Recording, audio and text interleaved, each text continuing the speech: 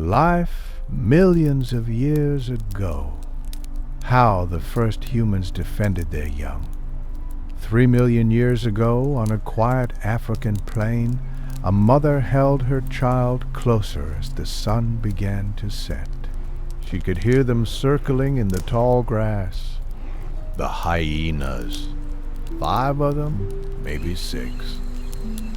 Their eyes caught the fading light, their bodies low and patient. She had no claws, no fangs, no armor.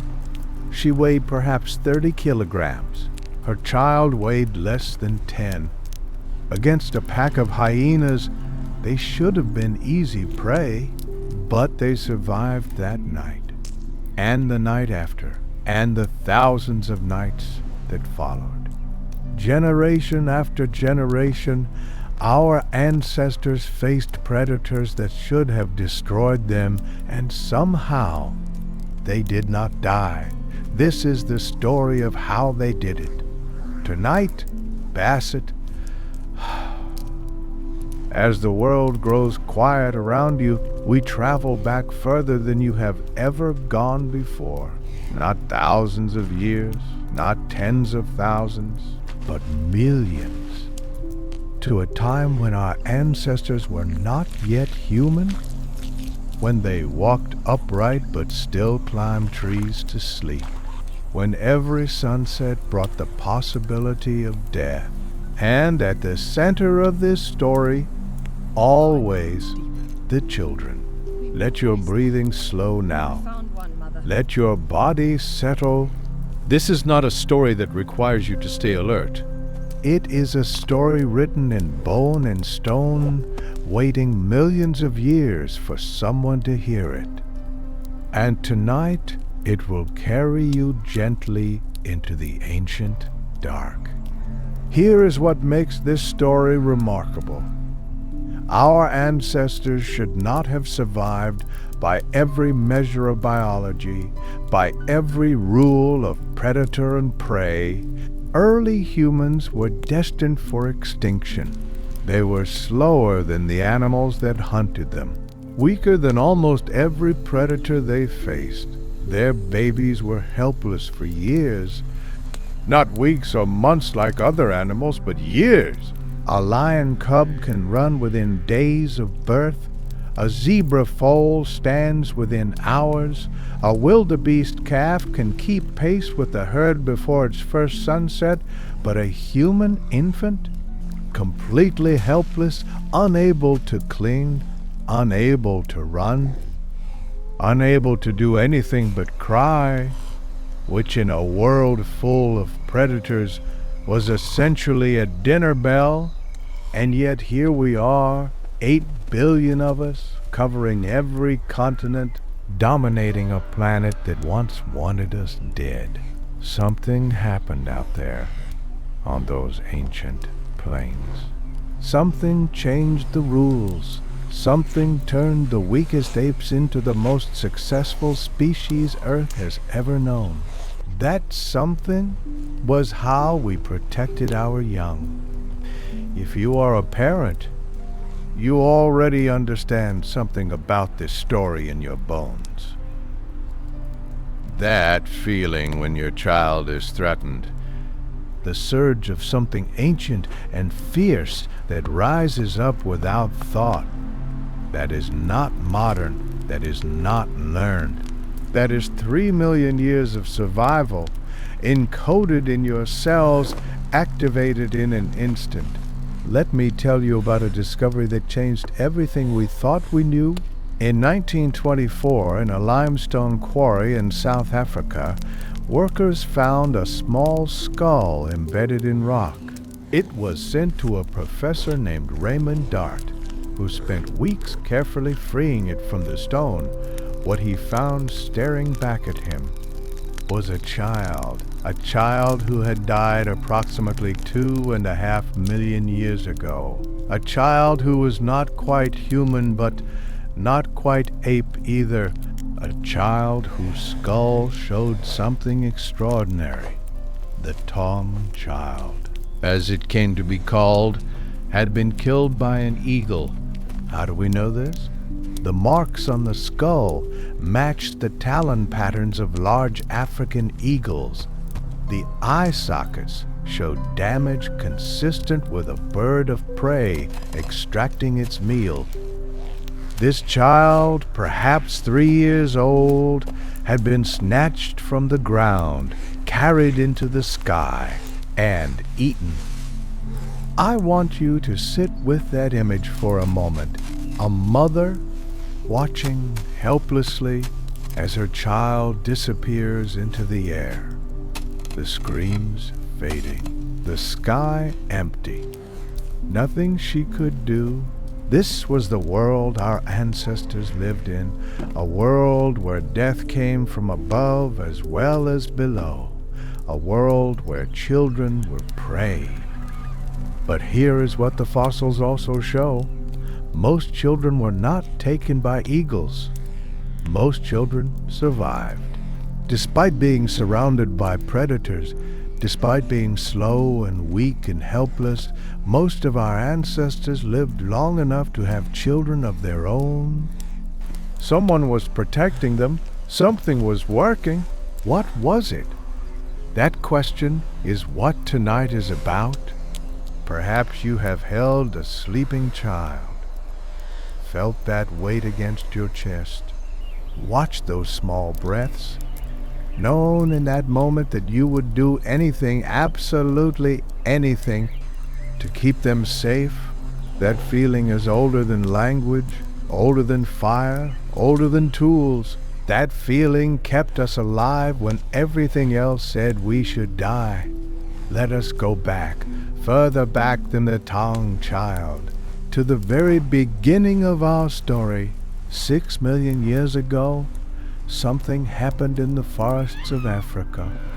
A population of apes began to change, slowly over hundreds of thousands of years.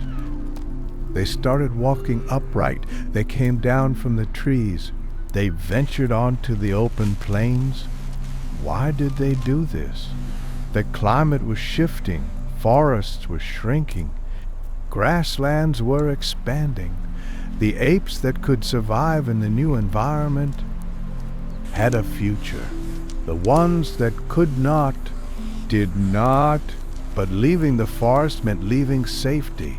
In the trees, our ancestors could escape most predators. Leopards could climb, but slowly. Lions could not climb at all. The canopy was refuge, protection, home. The open plain was death. Lions, hyenas, wild dogs, crocodiles at every water source, eagles overhead, snakes in the grass. And our ancestors, walking upright on 2 legs, could not outrun any of them. A healthy modern human can run about 20 miles per hour at top speed. A lion can run 40. A hyena can run 35 and maintain that speed for miles. A wild dog can chase prey until it collapses from exhaustion. Our ancestors were slower than modern humans, shorter legs, less efficient running. They could not escape by speed, and the babies could not run at all. This is the puzzle at the heart of human evolution. How did the slowest, weakest, most vulnerable apes on the savannah not only survive but thrive? How did they protect children who could not protect themselves? How did they face predators that outmatched them in every physical way? The answer is not one thing. It is many things. A web of adaptations and behaviors and strategies that together created something no predator had ever faced before. And it started with standing up. Here is something most people do not realize about walking upright. It was not primarily about freeing the hands, though that helped. It was not primarily about seeing over tall grass, though that helped too. The first and most important advantage of walking upright was that it made us look bigger. When a chimpanzee wants to intimidate a rival, it stands up. When a gorilla wants to threaten a predator, it stands up. Standing makes you appear larger, more dangerous, more trouble than you are worth. Our ancestors stood all the time to a predator scanning the savannah. An upright ape looked taller than it actually was. The silhouette was wrong, unfamiliar, potentially dangerous. That moment of hesitation, that uncertainty in the predator's calculation could mean the difference between attack and retreat. But standing was just the beginning. If you have ever wondered why humans are so good at throwing, if that thought has ever crossed your mind watching a baseball game or a child tossing a ball, the answer is defense against predators. Our shoulders evolved to throw. Our arms evolved to throw. Our entire upper body is designed for hurling objects with speed and accuracy that no other primate can match. A chimpanzee throws awkwardly, using a stiff arm, achieving perhaps 20 miles per hour. A human child can throw faster than that. A trained adult can throw a baseball over 100 miles per hour. Why? Because 3 million years ago, the apes that could throw rocks hardest survived, and the ones that could not became food. Imagine the scene. A group of early humans, perhaps 20 individuals, women and children in the center, males on the perimeter. A pack of hyenas approaching, testing, probing for weakness, and then rocks. A barrage of stones flying through the air. Not deadly, not against animals that size, but painful, confusing, unexpected. The hyenas back off, not because they could not win, but because winning suddenly has a cost. Bruises, possible broken bones. The risk of infection, is it worth it? Usually, the answer was no. This is how our ancestors changed the equation. They could not outrun predators. They could not outfight them. But they could make attacking them expensive. They could make every hunt a calculation, risk versus reward, and tip the scales just enough. Let that image settle in your mind. The rocks flying, the predators hesitating, the children safe in the center of the group, protected by a wall of flying stones. This is your inheritance. This is why your arm can throw. This is why your shoulder rotates the way it does. 3 million years of defense built into your body. But rocks were only part of the strategy. There is a reason humans are the loudest primates on Earth. Chimpanzees can scream, howler monkeys can howl, but no primate can produce the sheer volume and variety of sounds that humans can. Our larynx descended, our vocal cords lengthened, our capacity for noise increased dramatically. Why would evolution favor being loud in a world full of predators? Because noise was a weapon. When our ancestors encountered a predator, they did not run silently into the night. They screamed. They shouted. They created a wall of sound that could be heard for miles. This served multiple purposes. First, it signaled other group members. Danger here. Come help. Join the defense. Second, it confused the predator. Loud noise triggers stress responses in most animals. The sudden explosion of screaming created chaos, uncertainty, a sensory overload that disrupted the predator's focus. Third, it attracted attention. Sometimes the enemy of your enemy is your friend. A loud commotion might draw other predators, competitors who would fight each other rather than focusing on your group.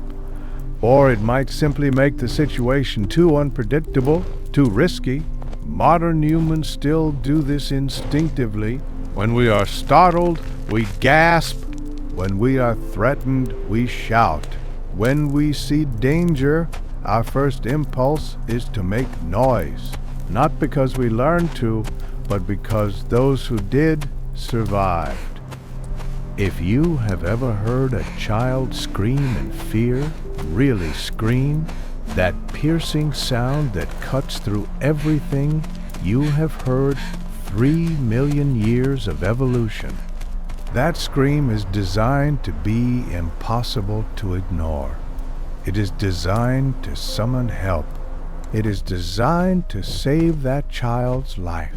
Your breathing is slower now, perhaps your body heavier against whatever holds you. That is good. Let the weight settle. Let the tension dissolve. The children are protected. The group is watching. The predators are hesitating. You can rest. But there is so much more to understand. We have not yet talked about fire, about weapons, about the extraordinary social bonds that made protection possible. We have not talked about how children themselves evolved to survive, how their very helplessness became an advantage.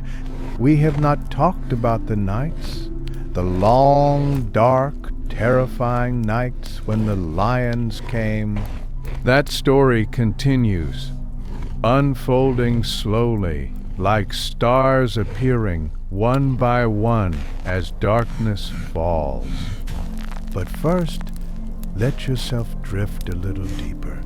Let the ancient savanna spread out around you in imagination, the grass waving in evening wind, the sun sinking toward the horizon, the sounds of a world that existed millions of years before you, but still echoes in your blood.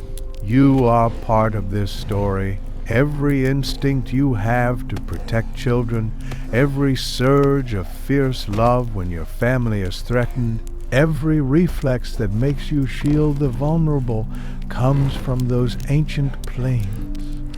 You are the descendant of survivors, the child of 1,000,000 mothers who held on, who fought back, who would not let the darkness take their young. Their courage lives in you. And tonight, as you drift towards sleep, that courage can rest, the watching can pause, the vigilance can ease, the ancient fear can soften into the ancient peace that follows fear. When the predators have gone, and the children are safe, and the fire is burning low. Rest now, the story continues, but it will wait for you. The world 3 million years ago. To understand how our ancestors protected their children, you must first understand the world they inhabited. A world so different from ours, yet so foundational to everything we are. Africa in the Pliocene was a world in transition. The great forests that had covered the continent were shrinking. Grasslands were spreading, the climate was becoming drier, more seasonal, more unpredictable. This was not gradual from the perspective of evolution. It was rapid. Ecosystems that had been stable for millions of years were transforming. Species that could not adapt were dying out. New niches were opening, and new dangers were emerging. Our ancestors lived at the edge of the forest, literally. They spent their days on the open ground foraging for food, but at night they retreated to the trees.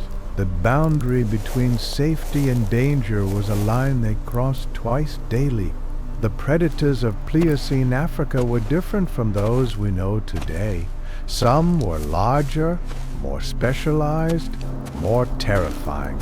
Dinofelis was a saber-toothed cat about the size of a leopard, but more heavily built, with elongated canines designed for puncturing thick hide. Fossils of early humans have been found with Dinofelis tooth marks in their skulls. Meganterion was another saber-toothed predator, smaller than the famous Smilodon, but deadly enough.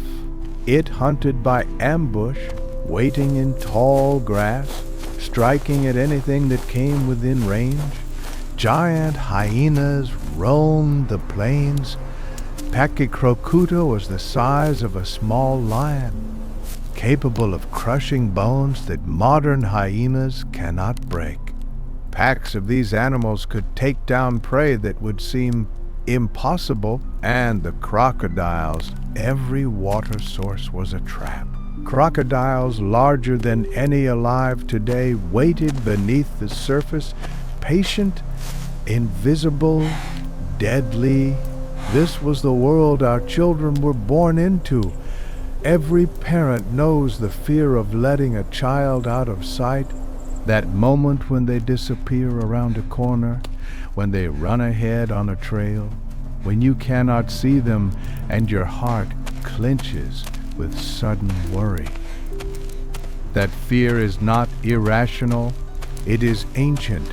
It is the memory of a world where losing sight of your child meant losing your child. The children of our ancestors faced danger constantly. They could not be left alone, ever. A moment of inattention could mean death. A wandering toddler was a dead toddler. This created a problem that shaped everything about human society. Most primates carry their young. Infant monkeys cling to their mothers. Baby apes grip fur with hands and feet, holding on even while the mother moves through trees. Human infants cannot do this. We are born too early. Our brains are so large that we must be born before our skulls become too big to pass through the birth canal.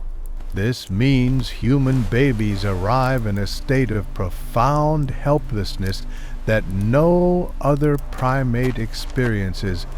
A newborn chimpanzee can grip strongly enough to support its own weight. A newborn human cannot lift its own head.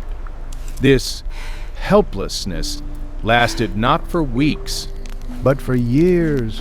A human child cannot walk independently until around 1 year of age, cannot run effectively until 3 or 4, cannot keep up with adults until 7 or 8.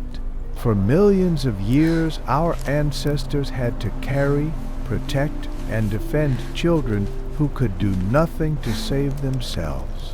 How did they manage this? The answer begins with something revolutionary, something that changed not just how we raised children, but how we organized our entire lives. They helped each other. Most primate mothers raise their infants alone. A female chimpanzee receives little help from other adults. She carries her baby, nurses her baby, protects her baby by herself. Human ancestors did something different. They shared the burden. Grandmothers helped. This is so common in human societies that we take it for granted. But in the primate world, it is extraordinary. Female chimpanzees rarely live past their reproductive years. Grandmothers barely exist. Human females routinely live decades beyond menopause, and during those decades they help raise grandchildren. This is not accident.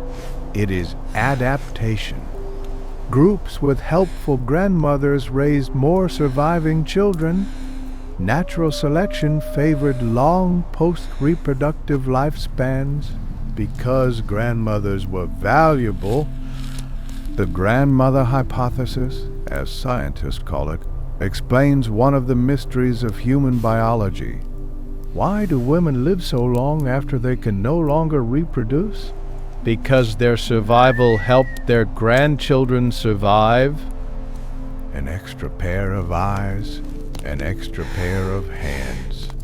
Someone to hold the baby while the mother gathered food. Someone to watch for predators while others rested. If you were lucky enough to know your grandmother, if she held you, comforted you, protected you, you experienced something millions of years old. That bond between grandmother and grandchild is not sentimental. It is survival. It is written into our very biology, but grandmothers were just the beginning. Human children are raised by communities, and so aunts and uncles, older siblings, unrelated adults who help simply because helping is what humans do. This pattern of cooperative child rearing is called alloparenting, and it is one of the defining features of our species. In most traditional human societies, children spend more time with alloparents than with their biological parents. They are watched by whoever is available, fed by whoever has food, protected by whoever is present. This is not neglect. This is strategy. By distributing the burden of child care across the entire group, our ancestors ensured that children were never unprotected. Even if a mother died, even if a father was lost, the children survived because others stepped in. The group was the family, and the family protected its young. Let yourself feel the comfort of that idea. The sense of being surrounded by people who care, who watch, who would step in if needed. That feeling of community, of belonging, of being held by something larger than yourself is not modern longing. It is ancient memory. We evolved to live this way, surrounded by others who shared the work of keeping children alive. Perhaps you have felt the loss of this, the isolation that modern life sometimes brings. The sense that you are raising children alone, without the support that should be there. If you have felt that, you are feeling the absence of something we evolved to need. Community child rearing is not optional for our species. It is how we survived. Its absence leaves a wound. But on those ancient plains, the community was present, and together they faced the darkness. The night was the greatest danger. Our ancestors had poor night vision compared to the predators that hunted them. Cats can see in light levels 6 times lower than humans can. Hyenas have eyes designed for darkness. Our ancestors were nearly blind in the moonless nights of Africa, but the predators were not blind. They were waiting. Most large predators hunt at night. Lions do 70% of their hunting after dark.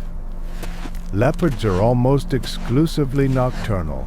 Hyenas prefer the cover of darkness. For our ancestors, sunset was the beginning of terror. What did they do? They climbed for millions of years. Before fire, before weapons, before any technology at all, our ancestors survived the night by climbing trees. This seems obvious, but think about what it required. Adults had to carry infants up into the branches. Children who could not climb themselves had to be lifted, protected, held through the long hours of darkness. The trees had to be selected carefully, large enough to hold multiple individuals, stable enough to sleep in, high enough to be safe from predators that could climb, Every evening as the sun set, our ancestors raced to find suitable trees. Every morning they descended back into danger. Sleep in trees is not restful. You cannot truly relax when falling means death. Our ancestors must have slept lightly, waking at every sound, alert even in their dreams. Modern humans still show traces of this. We are remarkably good at waking to unexpected sounds. We sleep in cycles that allow periodic alertness. Our sleep architecture bears the imprint of millions of years of vigilance. If you have ever woken suddenly, heart pounding, certain that something was wrong, you have felt the echo of those nights in the trees. Your body remembers dangers that ended long before you were born. But trees were not enough. Some predators could climb, leopards especially. A leopard could follow our ancestors into the branches, could pluck children from their mother's arms, could turn the refuge into a trap, and some nights there were no suitable trees. The savanna stretched flat and open, with nothing tall enough to climb. On those nights, our ancestors needed something else. They needed each other. When trees were unavailable, our ancestors slept in groups on the ground. They positioned themselves in circles, with children in the center. Adults faced outward, watching, listening, ready. This is called a sleeping cluster, and it is how many primates defend against nighttime predators. The mathematics of the cluster are simple but powerful. A lone individual has a high chance of being attacked. A pair is slightly safer.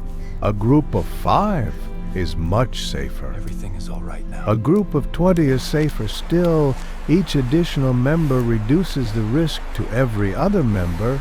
More eyes watching, more ears listening, more bodies between the predators and the vulnerable. But the cluster provided more than mathematical safety. When an attack came, the group responded together, screaming, throwing, charging. A coordinated defense that no single predator could easily overcome. Studies of modern primates show that group defense is remarkably effective. Baboons regularly drive off leopards through coordinated aggression.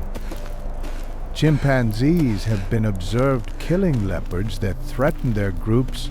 Our ancestors were at least as capable, and probably more so. The predators learned that attacking groups was costly. They learned that the screaming apes fought back. They learned to look for isolated individuals, stragglers, the sick and the weak. The group became a fortress, and the children at its center were the most protected treasures on the savannah. Let that image hold you now, the circle of bodies in the darkness, the warmth of others pressed close, the knowledge that you are not alone, that you are surrounded by those who will fight for you. That is how we survive the nights. Together, you are never truly alone. Even now, in whatever darkness surrounds you, you are connected to every human who has ever lived. We are a species of communities, of groups, of bonds that stretch across time. The ancestors who held children through those ancient nights are holding you still, in the shape of your instincts, in the structure of your needs, in the comfort you feel when you know you are not alone. Rest in that knowledge. Fire changed everything. We do not know exactly when our ancestors first controlled fire. The evidence is fragmentary. Charred bones that might be campfire remains, or might be natural burns. ash deposits that might be hearths or might be wildfires. But by 1 million years ago, perhaps earlier, fire was part of human life, and fire transformed the night. Light in the darkness for the first time in millions of years. Our ancestors could see after sunset. The world that had been hidden, revealed by flickering flame. Predators stayed away. Most animals fear fire instinctively. The light confused them. The smoke irritated them. The unpredictability made them cautious. A group with fire was a group that could sleep, really sleep, without constant vigilance, without the exhausting alertness that had defined every night for millions of years. Fire was the first technology of protection. Before weapons, before walls, before any barrier we would recognize, fire stood between our ancestors and the things that wanted to eat them. The children gathered closest to the flames. The warmth that we still associate with safety, with home, with comfort began here. Firelight on small faces. Smoke rising into darkness, the circle of protection expanding to include everyone within reach of the light. If you have ever stared into a fire, felt that strange peace that flames produce, you were feeling something ancient. Your mind remembers a time when firelight meant survival, when the dancing flames meant the predators would not come, but fire needed to be maintained. A fire that goes out leaves the group in darkness. Vulnerable, exposed, someone had to watch it, feed it, keep the flames alive through the night. This may have been one of the first specializations in human society. Firekeepers, individuals whose job was to tend the flames while others slept. Perhaps the elderly took this role. Those who could not hunt, who could not gather, but who could stay awake and feed the fire. Their contribution to the group's survival was no less valuable than the hunters. Perhaps children old enough to understand, but not yet strong enough to contribute otherwise, learned to tend fire as their first responsibility. The beginning of teaching, the beginning of passing knowledge between generations. Fire was not just technology, it was social structure. It required cooperation, it required trust. It required a group working together for mutual benefit. The same forces that protected children also created human society. Let the warmth of that ancient fire reach you now, even across millions of years. The comfort of light in darkness, the security of warmth against cold, the peace of protection against danger. Fire is burning somewhere tonight, as it has burned every night since our ancestors first learned to keep it alive. The chain is unbroken. The light continues. You can rest now in that light, but there is more to discover, more strategies, more adaptations, more secrets that kept our children alive through millions of years of danger. We have not yet talked about weapons, about the first tools designed specifically to kill. We have not talked about how mothers' bodies changed, how children's brains developed, how the very shape of human childhood became a defense against predators. Those stories wait, patient as stone, ready when you are. The predators in detail. We have spoken of the dangers, but let us linger here a moment longer. Let the reality of what our ancestors faced settled deeper into understanding. The African savanna 3 million years ago was the most dangerous place on Earth for a primate. The concentration of large predators was higher than anywhere in the modern world. Not just more species, but more individuals, more mouths to feed, more eyes watching, more teeth waiting. Our ancestors were surrounded. The big cats were the most immediate threat. Lions hunted in prides then, just as they do now. A coordinated group of lionesses could bring down prey much larger than themselves. Our ancestors, small and slow, were easy targets. But lions were predictable. They hunted mainly at dawn and dusk. They avoided the midday heat. They preferred certain terrains, open ground where their speed was an advantage. Our ancestors learned these patterns. They knew when lions were most active. They avoided the places lions favored. They timed their movements to minimize encounters. This was the first intelligence, not abstract reasoning, not language, but the practical knowledge of predator behavior. Knowing your enemy, anticipating their moves, staying one step ahead. Leopards were worse in some ways. Lions are social. They make noise. They can be tracked and predicted. Leopards are solitary, silent, patient. A leopard could lie motionless for hours, waiting for prey to wander within striking distance. They hunted from ambush. They dragged their kills into trees where lions and hyenas could not steal them. Leopard fossils have been found alongside early human remains more than any other predator. This tells us something important.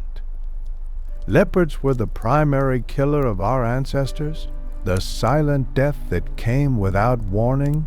The marks on the Taung Child's skull were made by an eagle, but the child had likely evaded leopards many times before. Every early human who reached adulthood had survived countless close calls with leopards, cats they may never have even seen before the attack came. Hyenas were different. They did not rely on stealth. They did not need to. Hyenas hunted in packs, and what they lacked in individual strength, they made up in numbers and persistence. A pack of hyenas could chase prey for kilometers, taking turns leading the pursuit, wearing the victim down until it could no longer run. They were endurance hunters, marathoners of death.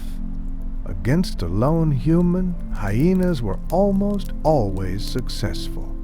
Against a group, the calculation changed. But hyenas were smart. They watched, they waited, they looked for opportunities. The weak individual, the one who fell behind, the child who wandered too far. The sounds of hyenas at night must have been terrifying. Their calls carry for kilometers, whoops and howls that echo across the savannah. Modern humans who encounter hyenas at night describe the experience as primal, a fear that comes from somewhere deeper than thought. Our ancestors heard those sounds every night, for millions of years. The whooping calls announcing that predators were near, that death was hunting. If you have ever heard a sound in the darkness that made your heart race, that made you freeze and listen, you were feeling what they felt, the instinct to go silent when predators might be near, to hold your breath, to become invisible. The crocodiles waited at every water source. In the Pliocene, African crocodiles were larger than their modern descendants. Some species reached lengths of 8 meters, twice the size of the largest Nile crocodiles today, and our ancestors needed water every day. In the African heat, dehydration could kill almost as quickly as a predator, but going to water meant exposing yourself to crocodiles, creatures that could lie motionless for hours, indistinguishable from logs, until they exploded into motion and dragged you under deep. Children were especially vulnerable at waterproof, small enough to be taken by crocodiles that adults might resist, naive enough to approach too closely. Children at water's edge were in constant danger. The adults must have watched constantly, never letting children approach water alone, always standing between the young and the dark shapes beneath the surface. We still fear water in certain ways. Studies show that humans have an innate wariness of murky water, especially water where we cannot see the bottom. This is not learned behavior. It appears in children who have never encountered dangerous water. The crocodiles are gone for most of us, but the memory of them remains, written into our instincts by millions of years of threat. Let those ancient fears rest now. The water is safe. The predators have retreated. The night holds nothing that the morning will not dispel. The snakes, we have not talked about snakes, but they were always there. Africa hosts some of the deadliest snakes on earth. Black mambas, puff adders, cobras, boomslangs, species whose venom can kill in hours or minutes. Our ancestors encountered snakes constantly in the grass, under rocks, in the trees where they slept. Snakes were everywhere, silent, camouflaged, deadly. The human fear of snakes is one of the most universal and most ancient. Studies show that humans can detect snake images faster than almost any other visual stimulus. Our eyes are literally wired to notice them. Evolution built snake detection into our visual system because those who did not notice snakes died. Children learn to fear snakes early, not through experience necessarily, but through biology. The fear emerges around 18 months. Whether or not the child has ever seen a real snake, this fear protected them. A child who was not afraid of snakes was a child who got bitten. A child who avoided snakes survived to have children of their own. Perhaps you have felt the jolt of seeing something snake-shaped, a stick on the ground, a hose coiled in the corner. Your brain recognized it as a snake before your conscious mind could assess the situation.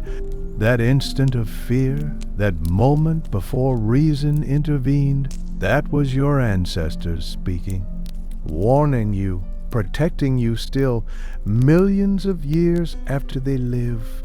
The eagles, death came from above as well. African crowned eagles are specialists in primate hunting. They have killed chimpanzees. They have killed human children. The Taung Child is proof that they killed our ancestors. An eagle's attack comes without warning. A shadow, a rush of wind, talons closing on flesh, the ground falling away. How do you defend against something you cannot see coming? Something that strikes from the sky? The answer was constant vigilance. Someone always watching upward. Children kept under cover. Awareness of open ground where eagles had clear attack lanes. Modern parents still feel the pull of this instinct. The urge to keep children under roofs, under trees, out of open spaces where they seem exposed. The sense that the sky itself might be dangerous. We have no eagles hunting our children now, but the instinct remains. the ancient programming that says open sky means danger. The nights in detail we spoke of sleeping in trees. But let us go deeper into what those nights were actually like. Darkness in the African bush is profound. There is no light pollution, no distant glow of cities. When the moon is down, the blackness is absolute. You cannot see your hand in front of your face. Our ancestors were nearly blind in this darkness. Their eyes, adapted for daylight, could not penetrate the black. They were helpless, dependent entirely on their other senses. They listened, breathing. Every sound told a story. The rustle of grass could mean wind or approaching predators. The crack of a branch could mean a tree settling or a leopard climbing. The distant whoop of hyenas told you where they were and suggested where they might be heading. Our ancestors became masters of sound interpretation. They learned to read the audio landscape with precision that we have lost. Modern humans in cities have learned to ignore sounds. Our ancestors could not afford that luxury. They smelled. The African night has its own olfactory signature: the cooling earth, the drying grass, the distant water, and, threading through it all, the smell of predators. Lions have a distinctive musk. Hyenas smell different. Leopards different still. Our ancestors knew these smells and what they meant. A whiff of lion on the breeze could save your life. It told you that predators were near, that extra vigilance was needed, that this was not a night for relaxation. They touched in the trees, unable to see. Our ancestors navigated by touch, the bark under their hands, the branch beneath their feet, the reassuring presence of others nearby. Children slept pressed against their mother's skin to skin. The warmth and texture of that contact was safety itself. To be held was to be protected. To be alone was to be in danger. That need for touch never left us. Human babies thrive with physical contact, fail without it. The need to be held is not weakness, it is survival. The infants who demanded touch, who cried when they were alone, were the ones who lived. If you have ever felt the comfort of a hand on your shoulder, the security of an embrace, the peace of simply being close to another person, you have felt what our ancestors felt in those dark trees, the knowledge that you are not alone, that someone is watching over you. Let yourself feel that now. Even if you are physically alone, you are held by something.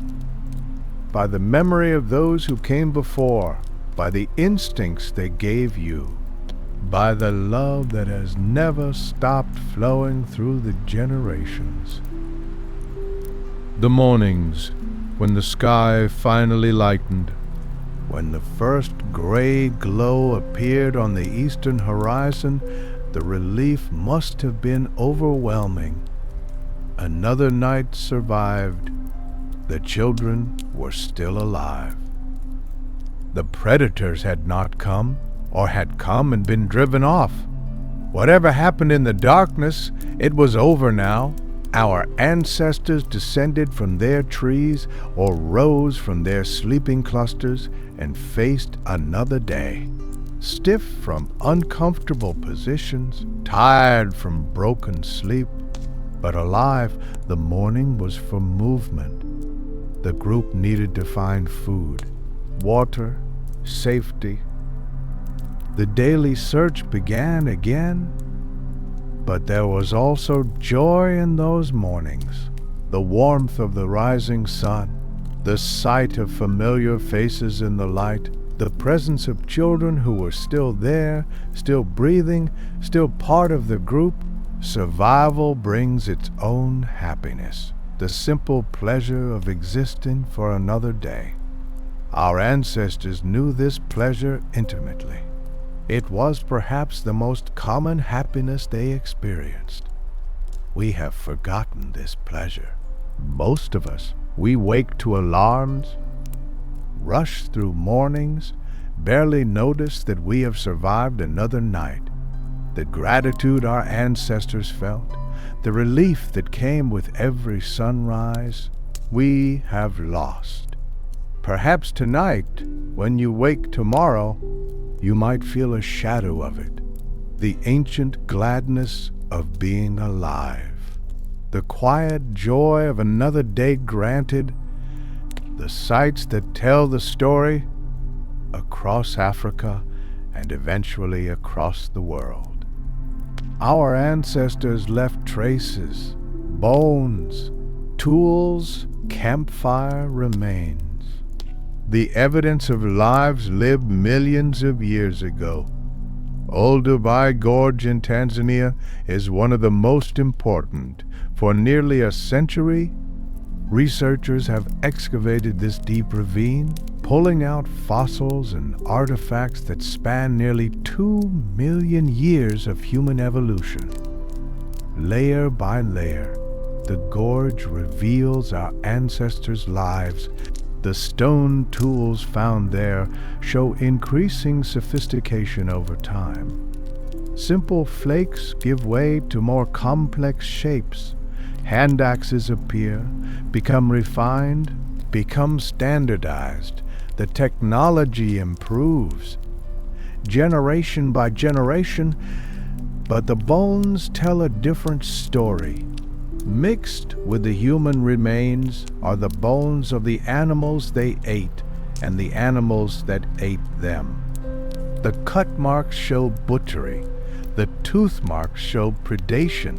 The evidence of violence, both inflicted and received, is everywhere.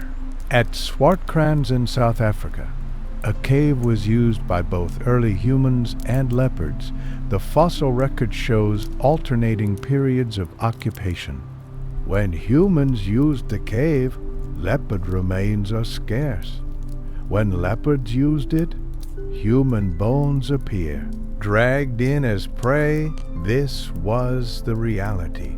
Humans and predators competing for the same spaces. The same shelters, the same limited safe places in a dangerous world. The humans eventually won. By 2 million years ago, the evidence suggests that humans were driving leopards out of caves, claiming these spaces for themselves. The tables were turning. At D. Menisi in Georgia, far from Africa, a remarkable discovery was made. A skull belonging to an early human showed evidence of complete tooth loss. This individual had lived without teeth for years before death, unable to chew, dependent on others for food. Someone was caring for this person, processing their food, feeding them, keeping them alive when they could not care for themselves. This is evidence of compassion, one of the earliest examples we have. Proof that our ancestors did not simply protect children, but protected anyone in their group who needed protection. The care extended beyond the young. The elderly were valued. They carried knowledge.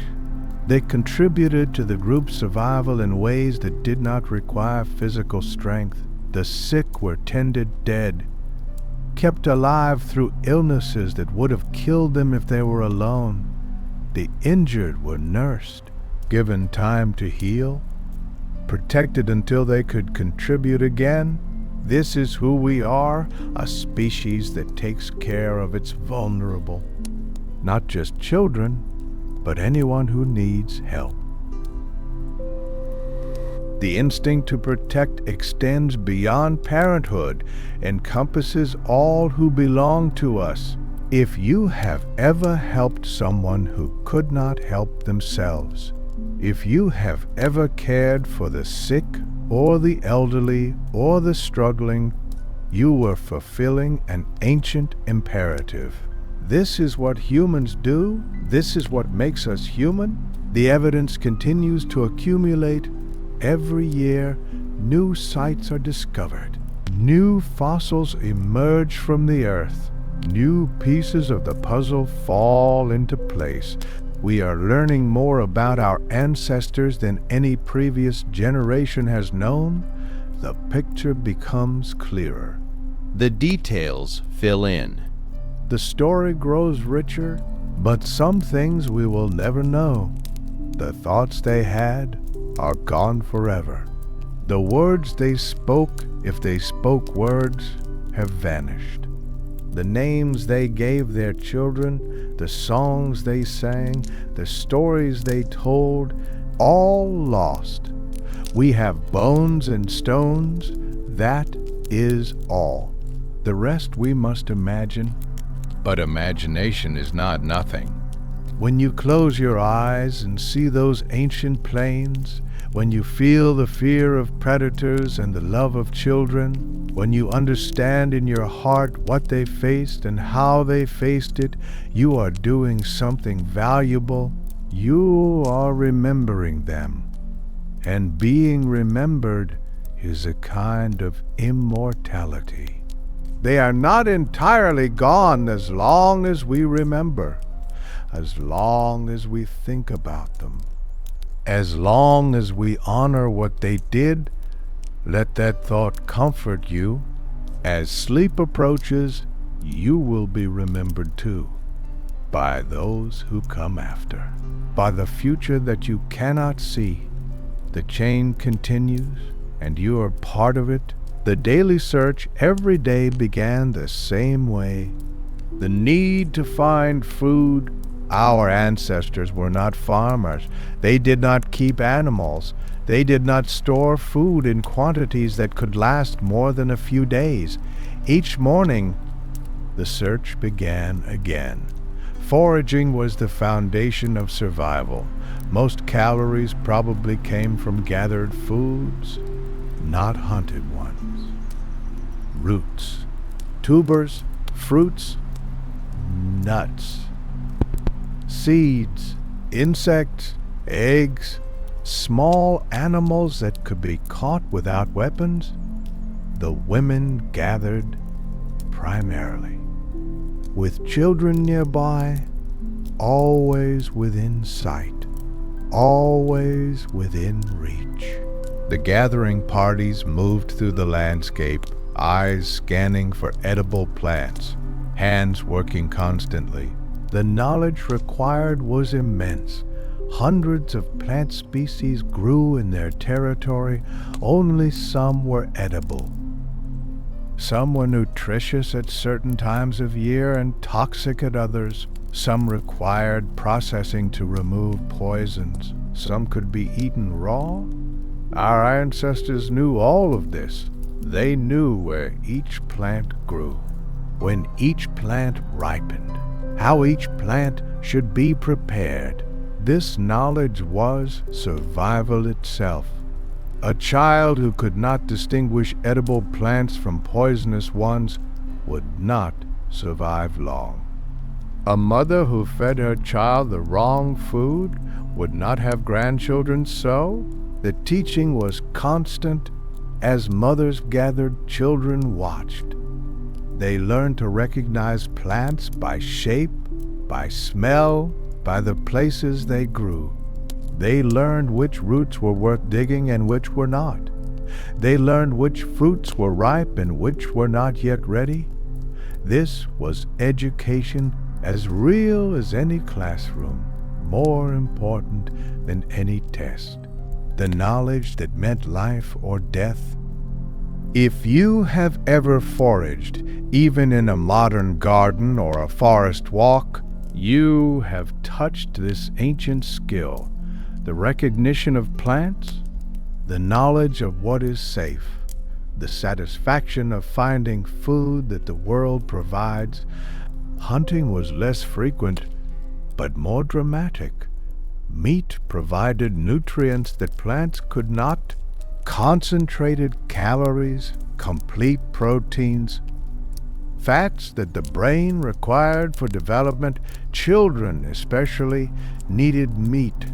Their growing brains demanded nutrients that a purely vegetarian diet could not provide. Without meat, children developed poorly. Their brains did not reach full potential. This is why our ancestors took the enormous risks of hunting. Going after large prey was dangerous. We have discussed this. Injuries were common.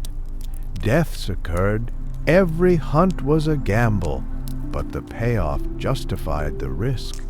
A successful hunt could feed the group for days, could provide the nutrients that children desperately needed, could make the difference between thriving and merely surviving. The children waited while hunters pursued prey. The children remained behind, with mothers, with grandmothers, with whoever stayed to protect them. The waiting must have been tense. Would the hunters return? Would they bring meat? Would everyone come back alive? When hunters appeared on the horizon, carrying meat, the celebration must have been intense. Joy, the knowledge that the group would eat well for days. When hunters returned empty-handed, the disappointment was shared. But there would be other hunts, other chances. The group would survive on gathered food until the next opportunity when hunters did not return at all. The grief was devastating. A death in a small group affected everyone. Every individual mattered. Every loss diminished the whole. The meat was shared. Successful hunters did not keep the meat for themselves. They distributed it throughout the group. Everyone received a portion according to complex rules of relationship and obligation. This sharing was essential. Hunting success was unpredictable.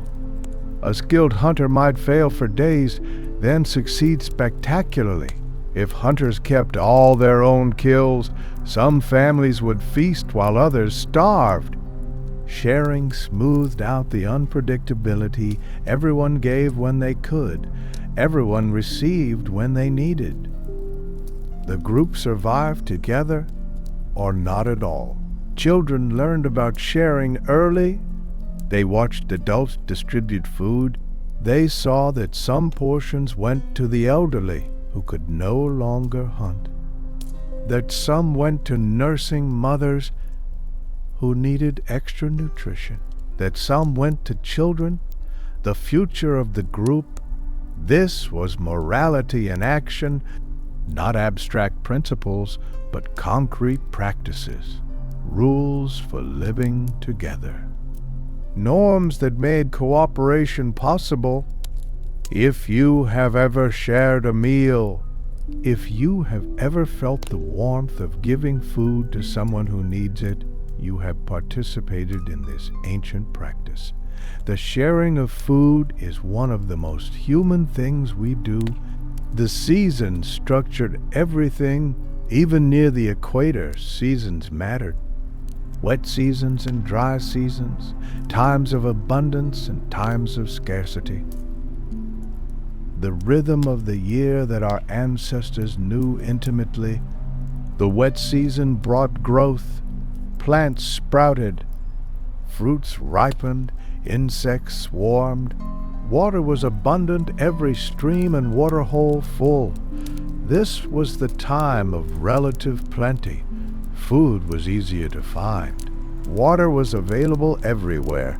The living was not easy, but easier. The dry season brought hardship. Plants withered.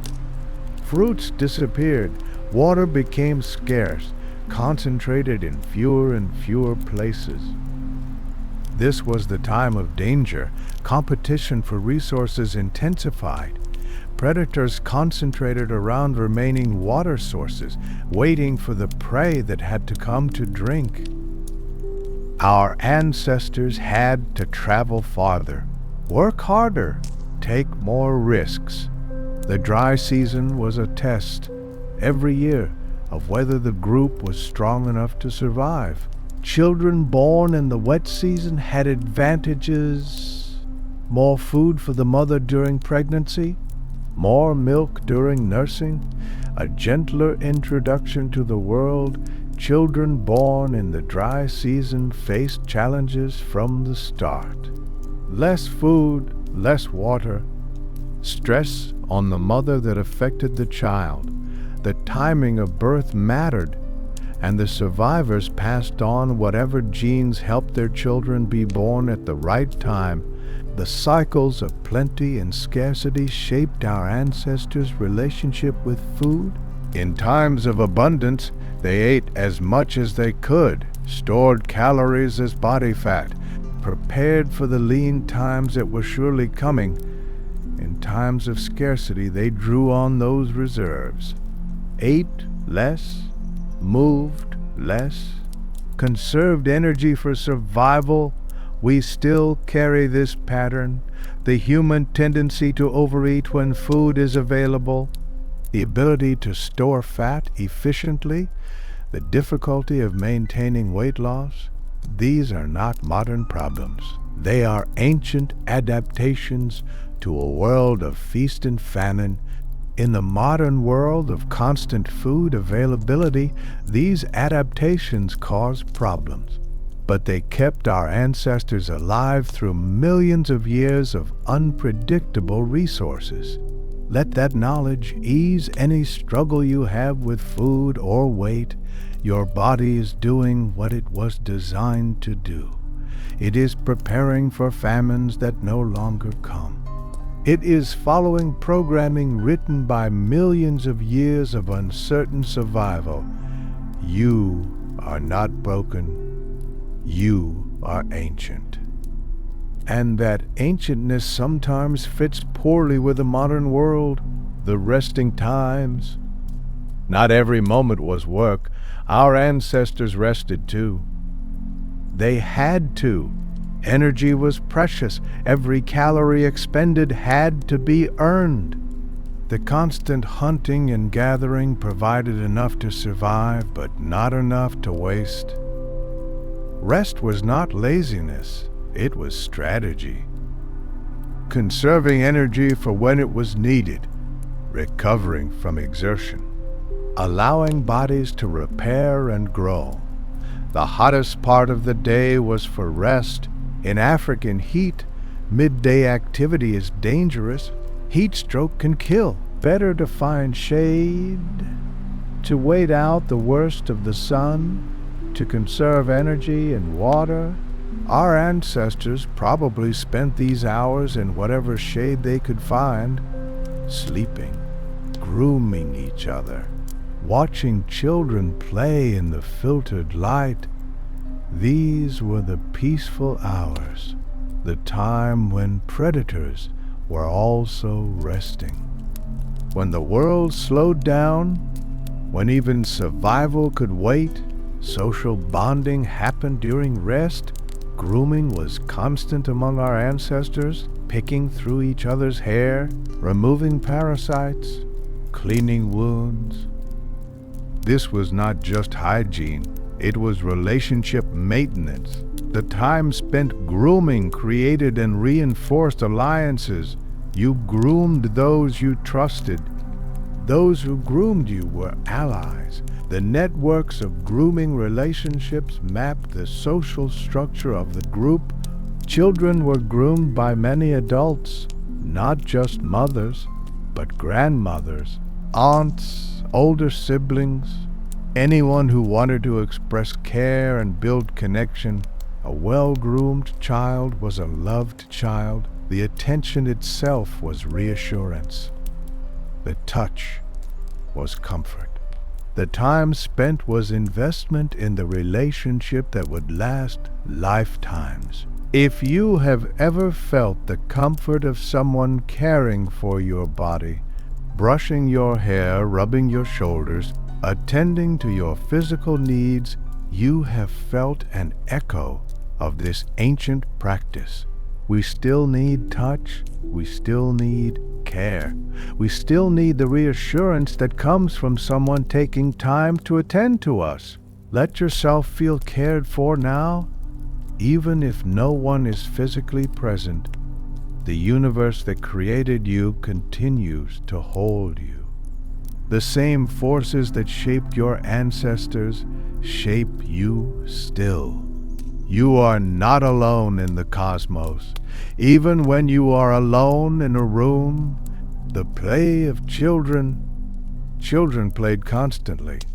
This was not distraction from the serious business of survival. This was preparation for it. Play among young primates serves crucial developmental functions. It builds physical skills, coordination, strength, speed, the abilities that will be needed for hunting and gathering and defense. It builds social skills, understanding others, navigating relationships, learning to cooperate and compete appropriately. It builds cognitive skills, problem solving, planning, the ability to imagine scenarios and prepare for them. But Tyria is everything beyond mine eyes.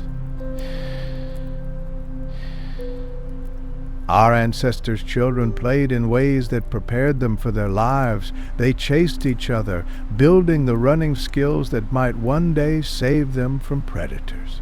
They wrestled, building the strength that might one day help them hunt. They threw things, building the accuracy that might one day feed their families.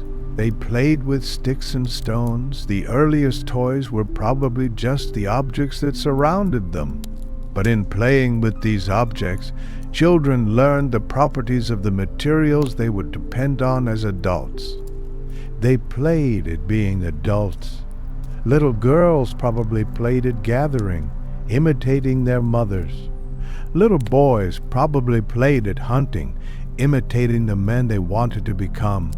These games were rehearsal practice for the roles they would soon occupy. The adults watched them play and saw the future. Which children were the fastest, the strongest, the cleverest, the most social? Play revealed character. Play showed potential. Play predicted who would become the leaders, the providers, the protectors of the next generation. If you watch children play today, you see the same patterns. The chasing, the wrestling, the imitation of adults, the testing of skills and relationships. Play is ancient, and it has never stopped being important. The child who plays is the child who prepares. The child who is denied play is the child who lacks preparation. The dangers during play was not safe. Children who wandered too far while playing risked predation. Children who played too roughly risked injury. The line between beneficial play and dangerous play was one that adults had to enforce. Mothers watched constantly, even while gathering, even while working. Mothers kept their children in sight. The peripheral vision that humans have, the ability to monitor surroundings while focused on a task, evolved partly for this purpose. A mother gathering food needed to see the plants she was working with, but she also needed to see her child. The dual attention was exhausting, but essential. Older children helped watch younger ones. A 7-year-old could keep an eye on a toddler, could alert adults to danger, could even intervene in some situations. This freed adults for other work and taught the older children responsibility. They learned to protect before they were fully able to protect. They practiced the vigilance they would need as parents. If you have ever watched a child while trying to do something else, if you have felt that constant divided attention, that awareness that never quite relaxes, you have felt what our ancestors felt every day. It is exhausting, and it has always been exhausting. The burden of protecting children is one of the heaviest humans carry, but we carry it. We have always carried it, and we will always carry it. As long as there are children to protect, let that burden ease now. For this moment, the watching can pause. The vigilance can rest. The children, whoever they are in your life, are safe for now. And you can sleep.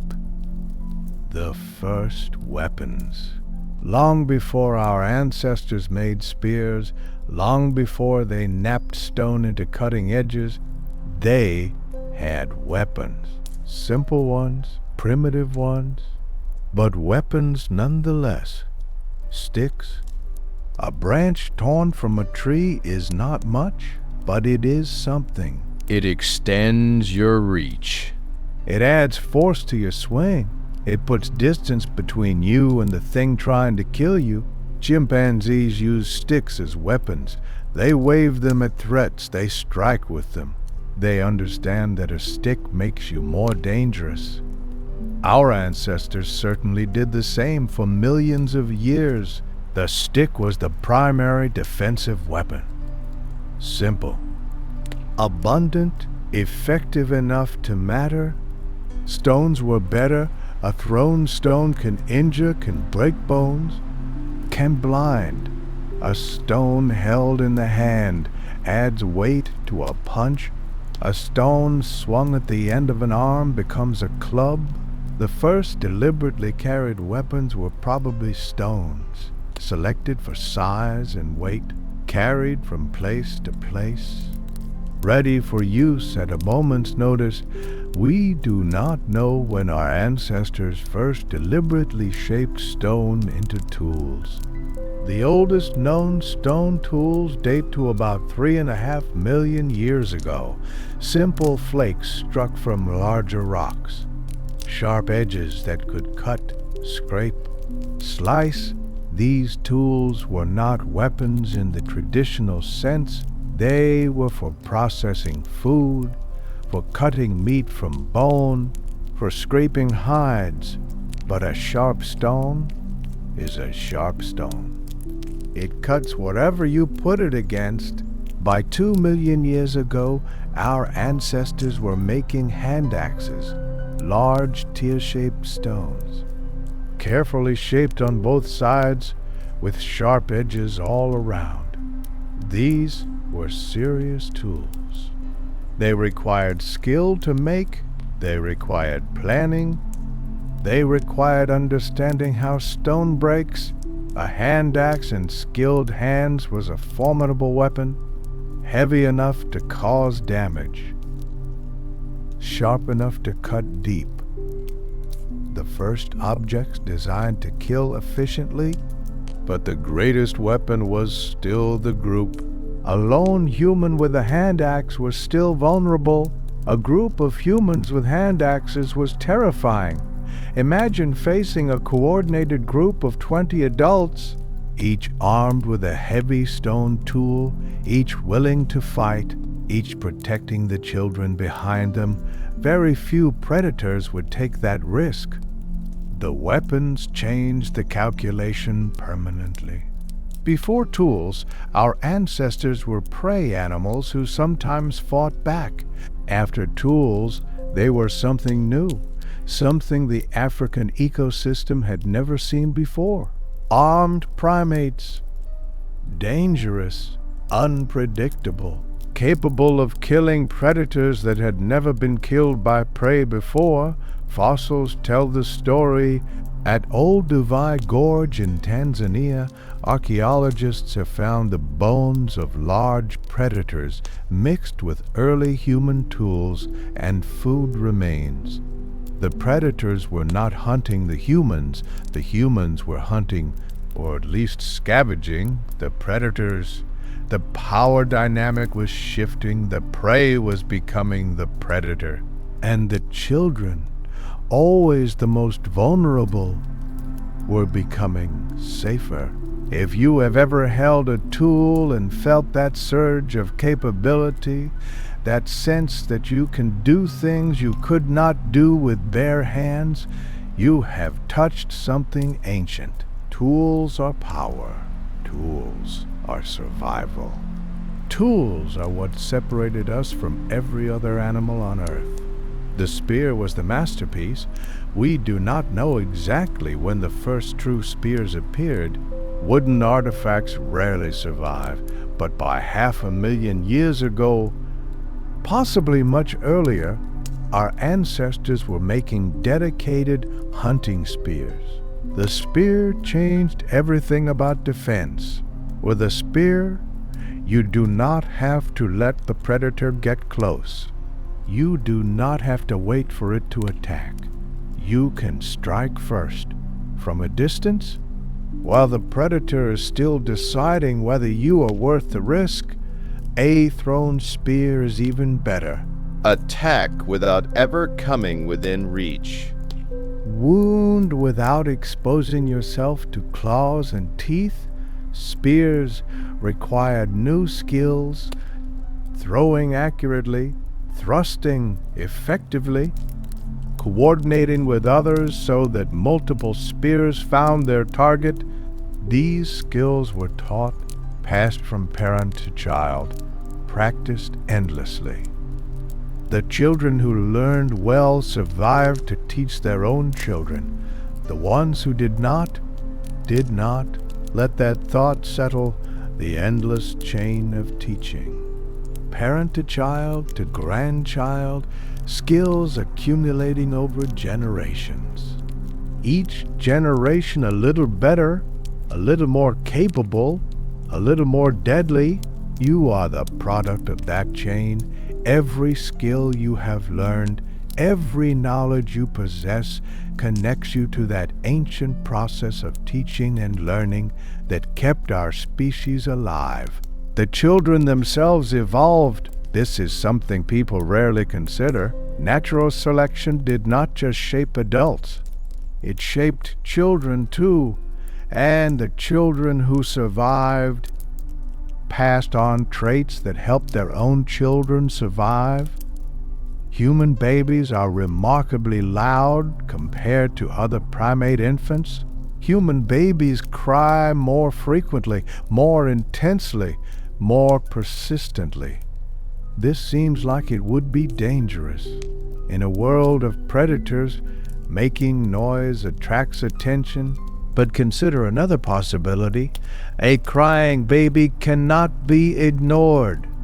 The sound is specifically designed to be irritating, to demand response. To make it impossible for caregivers to walk away. In a world where a moment of inattention could mean death. A baby that demanded constant attention was a baby that survived. The quiet babies, the ones who could be forgotten, were the ones who got eaten. If you have ever been driven nearly mad by a crying infant, if you have felt that desperate need to make the sound stop, you were feeling evolution in action. Bah! That cry evolved to be impossible to ignore, because being ignored meant death. Human children are also remarkably cute. This is not subjective. There are specific features that trigger nurturing responses in adults. Large eyes relative to face size, round cheeks, small nose and mouth, soft skin, clumsy movements. These features are called neotenic, meaning they are retained infant characteristics. Human children display them more strongly than the young of any other primate. Why? Because cute children received more care Cute children were protected more fiercely. Cute children triggered stronger bonding responses in adults, not just parents, but all adults. Evolution made our children irresistible. Because irresistible children survived, perhaps you have felt it. That surge of tenderness when you see a small child, that instinctive desire to protect, to help, to nurture, even children who are not your own. That feeling is ancient. And it kept our species alive. The adults who felt it most strongly raised the most children to adulthood. We are all descended from people who could not resist a cute baby. Children also learned fear early.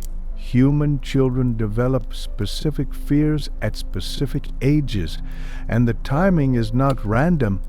Around 8 months, infants develop stranger anxiety. They become afraid of unfamiliar adults. This is frustrating for grandparents meeting babies for the first time, but it made sense in the ancient world. Strangers were potential threats. A baby that went willingly to anyone was a baby that might be carried off. Around 18 months, children develop fear of animals, specifically fear of things that move in certain ways, slithering, sudden lunging, the same movement patterns that predators use. These fears are not learned. They emerge on schedule, regardless of whether the child has ever encountered a real threat. They are instincts written into our genes by millions of years of selection. Your fears are inheritances. Some of them make no sense in the modern world. Fear of snakes when you have never seen one. Fear of heights when you live in a city. Fear of the dark when you have electric lights. But in the ancient world, those fears kept children alive. The fearless ones did not survive to have children of their own. Let those ancient fears rest now. You are safe. The predators that shaped those instincts are not here. The darkness holds nothing that can hurt you. Your fears can sleep because the danger they remember is millions of years gone. Mothers evolved too. The physical changes that human females underwent in response to the demands of raising helpless infants were profound. Human mothers produce more milk than any other primate relative to body size. Our babies need more nutrition because their brains are growing so rapidly. The enormous human brain requires enormous caloric investment. This made mothers vulnerable. Producing milk requires calories. A nursing mother needs significantly more food than a non-nursing female. She must eat more dew while simultaneously being less mobile, while carrying an infant that demands constant attention. This is why fathers matter. In most primate species, males contribute almost nothing to child rearing. They compete for mates, they defend territory, but they do not care for infants. Human fathers are different. We are among the most paternal of all primates. Human fathers provide food. They protect. They carry children. They invest years of effort in offspring that might not even be genetically theirs. Why?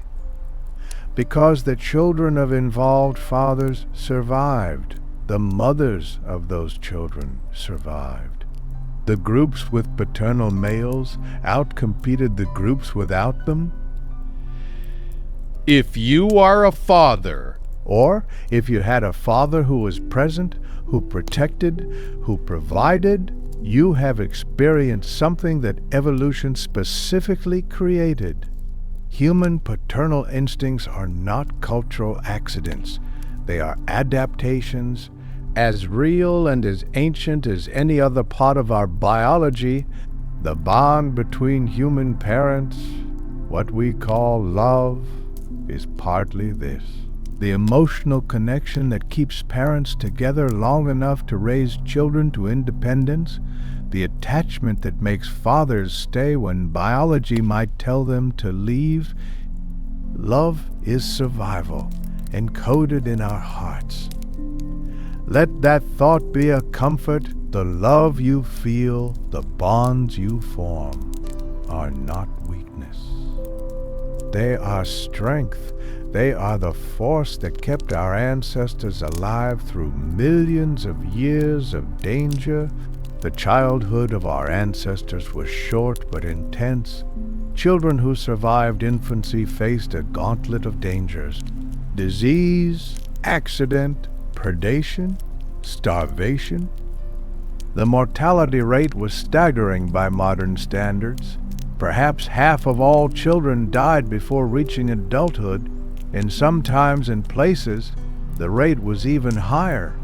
This seems tragic, and it was, but it also shaped who we are. The children who survived were the tough ones, the lucky ones, the ones with the right genes, the right parents, the right circumstances. We are all descended from survivors. Every one of our ancestors lived long enough to have children. Not a single link in the chain broke. Millions of years of survival, stretching back to the first life on Earth, all leading to you. That is remarkable. When you think about it, you exist because every single one of your ancestors survived long enough to reproduce. Every one of them beat the odds. Every one of them was protected, or protected themselves, long enough to continue the line. Children learned by watching. There were no schools, no formal education.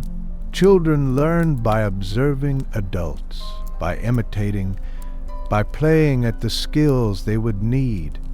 A 3-year-old watching a parent make tools was receiving an education. A 5-year-old playing at hunting with sticks was practicing for survival. A 7-year-old helping to tend fire was learning the most important skill of all. Play was training. Everything children did prepared them for the lives they would lead. The games were serious, even when they did not look serious. Modern children still play this way. They play house. They play at fighting.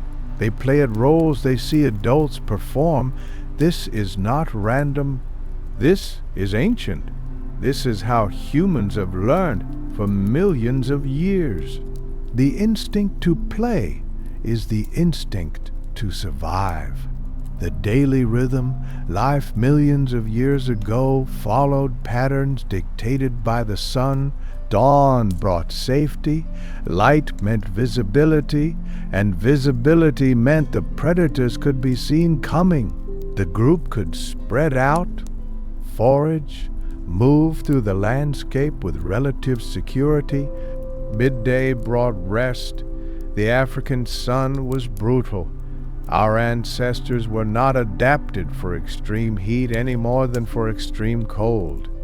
The middle of the day was for shade, for water, for conserving energy.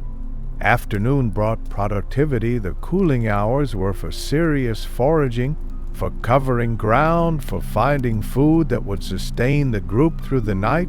Evening brought preparation, finding a safe sleeping site, gathering the group, settling children, preparing for the darkness that was coming, preparing for the darkness that was coming. Night brought vigilance, the hours of danger, the time when everything that could go wrong often did. This rhythm shaped our bodies. We are diurnal creatures, active during the day, sleeping at night.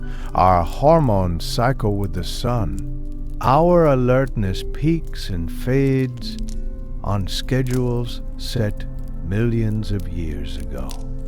If you have ever felt the pull of sleep as darkness falls, the surge of energy as the sun rises, you have felt the ancient rhythm. Your body knows what time it is, even when your mind forgets. Let that rhythm guide you now. If it is night where you are, your body is ready for rest. Da. The ancient pattern is calling. The same pattern that governed every human life for millions of years.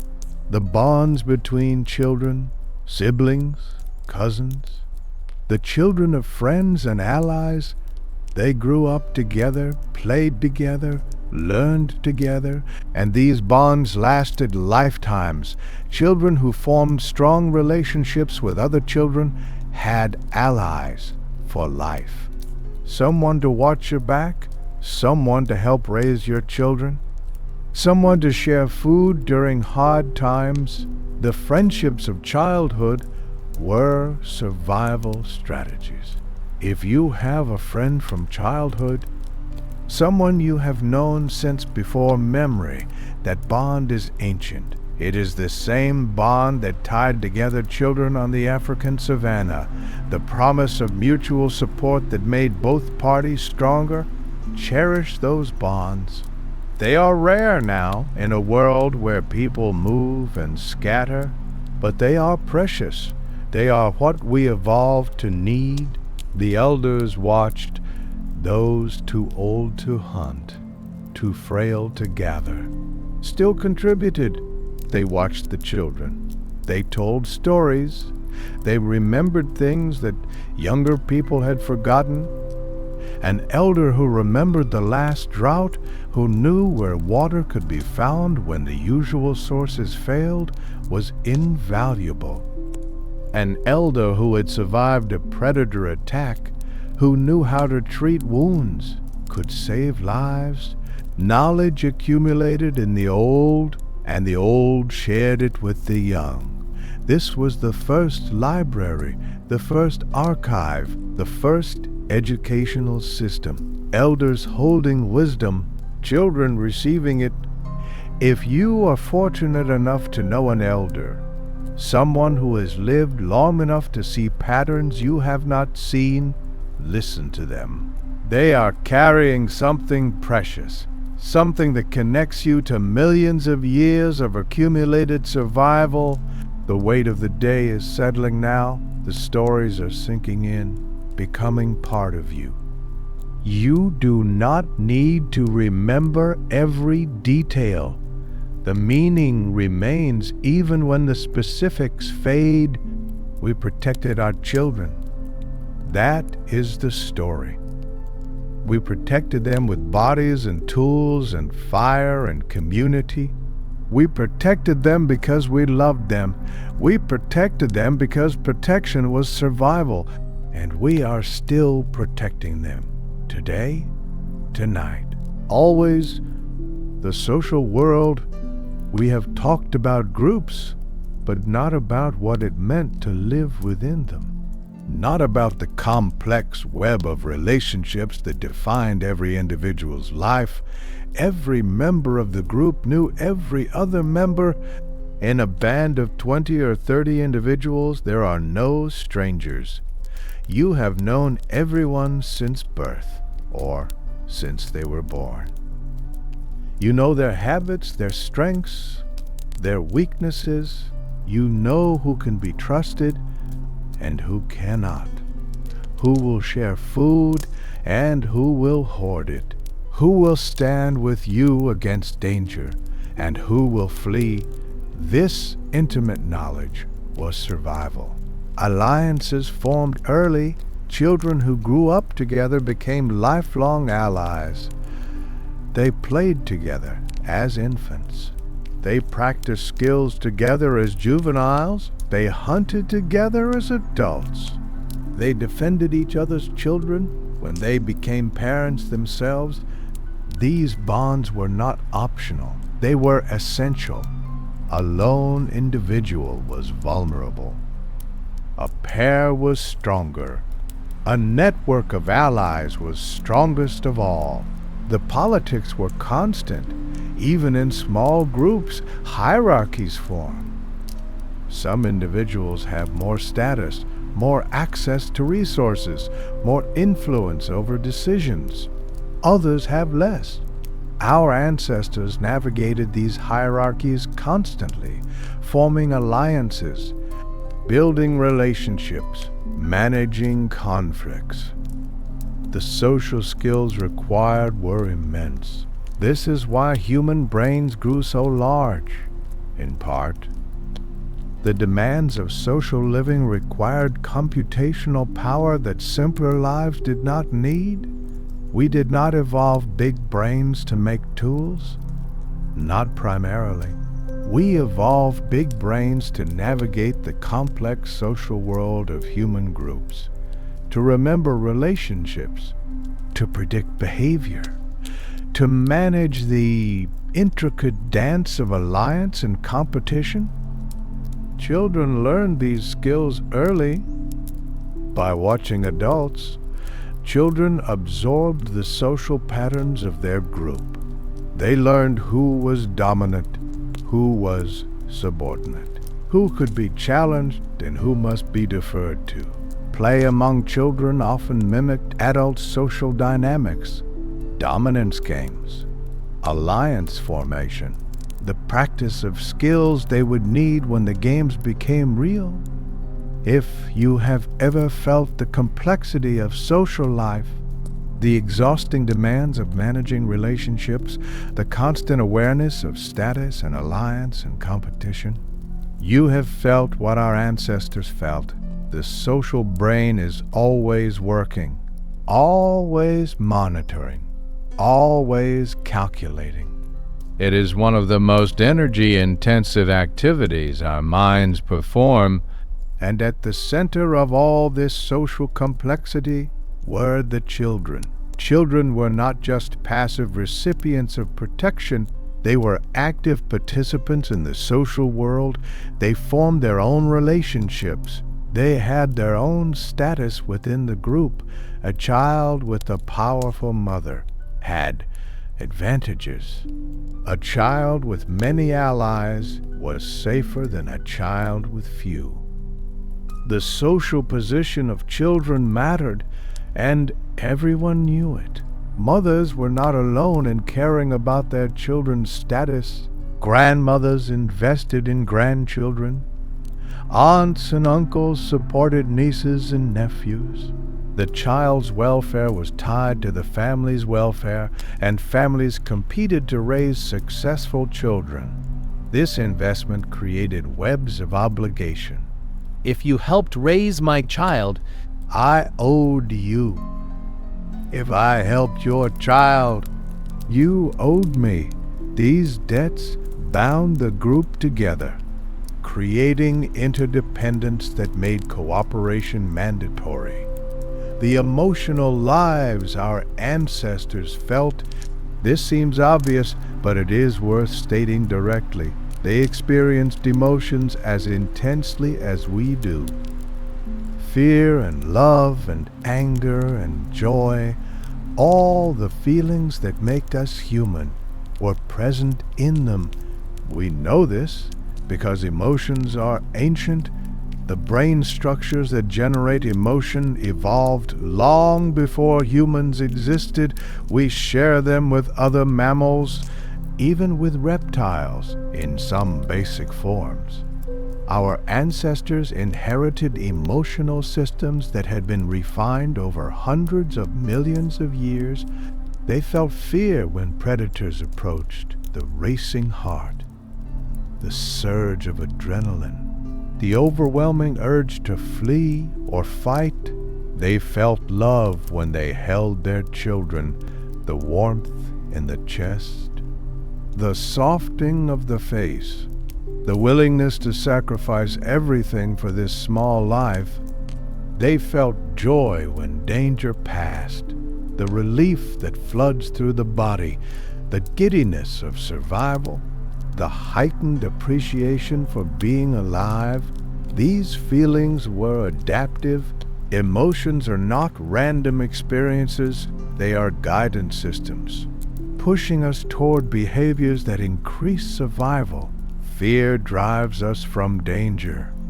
Love binds us to those we need. Joy rewards behaviors worth repeating. Our ancestors' emotional lives were rich. They loved deeply. The bonds between mothers and children were as intense as any we know today. The attachments between mates, between siblings, between friends were real and powerful. They grieved profoundly. When children died, when mates were lost, when friends were killed by predators, the pain was as sharp as any modern grief, perhaps sharper, because loss was so common, so expected, so unavoidable. They experienced hope. Looking at a newborn child, they must have felt what all parents feel. The sense of possibility, the dream of what this new life might become. The investment of hope in the future. If you have felt these emotions, and you have, then you know your ancestors. You share with them the most essential parts of being human. The forms have changed, but the feelings remain. Let yourself feel whatever you are feeling now. There is no wrong emotion. There is no feeling that is not valid. The ancestors felt it all, and they survived. Whatever you carry tonight, you can carry. Whatever weighs on you, you can bear. You come from people who endured everything and did not break. The journey through time. 3 million years is incomprehensible. Our minds cannot truly grasp such duration. But let us try. If each generation is 20 years, then 3 million years is 150,000 generations. 150,000 links in the chain between those first ancestors and you. Each link is a person, someone who was born, who grew, who learned, who loved, who protected, who raised children who did the same 150,000 times. The cycle repeated, parent to child, child to parent, the chain unbroken. Imagine them, if you could see them all, standing in a line that stretched to the horizon and beyond.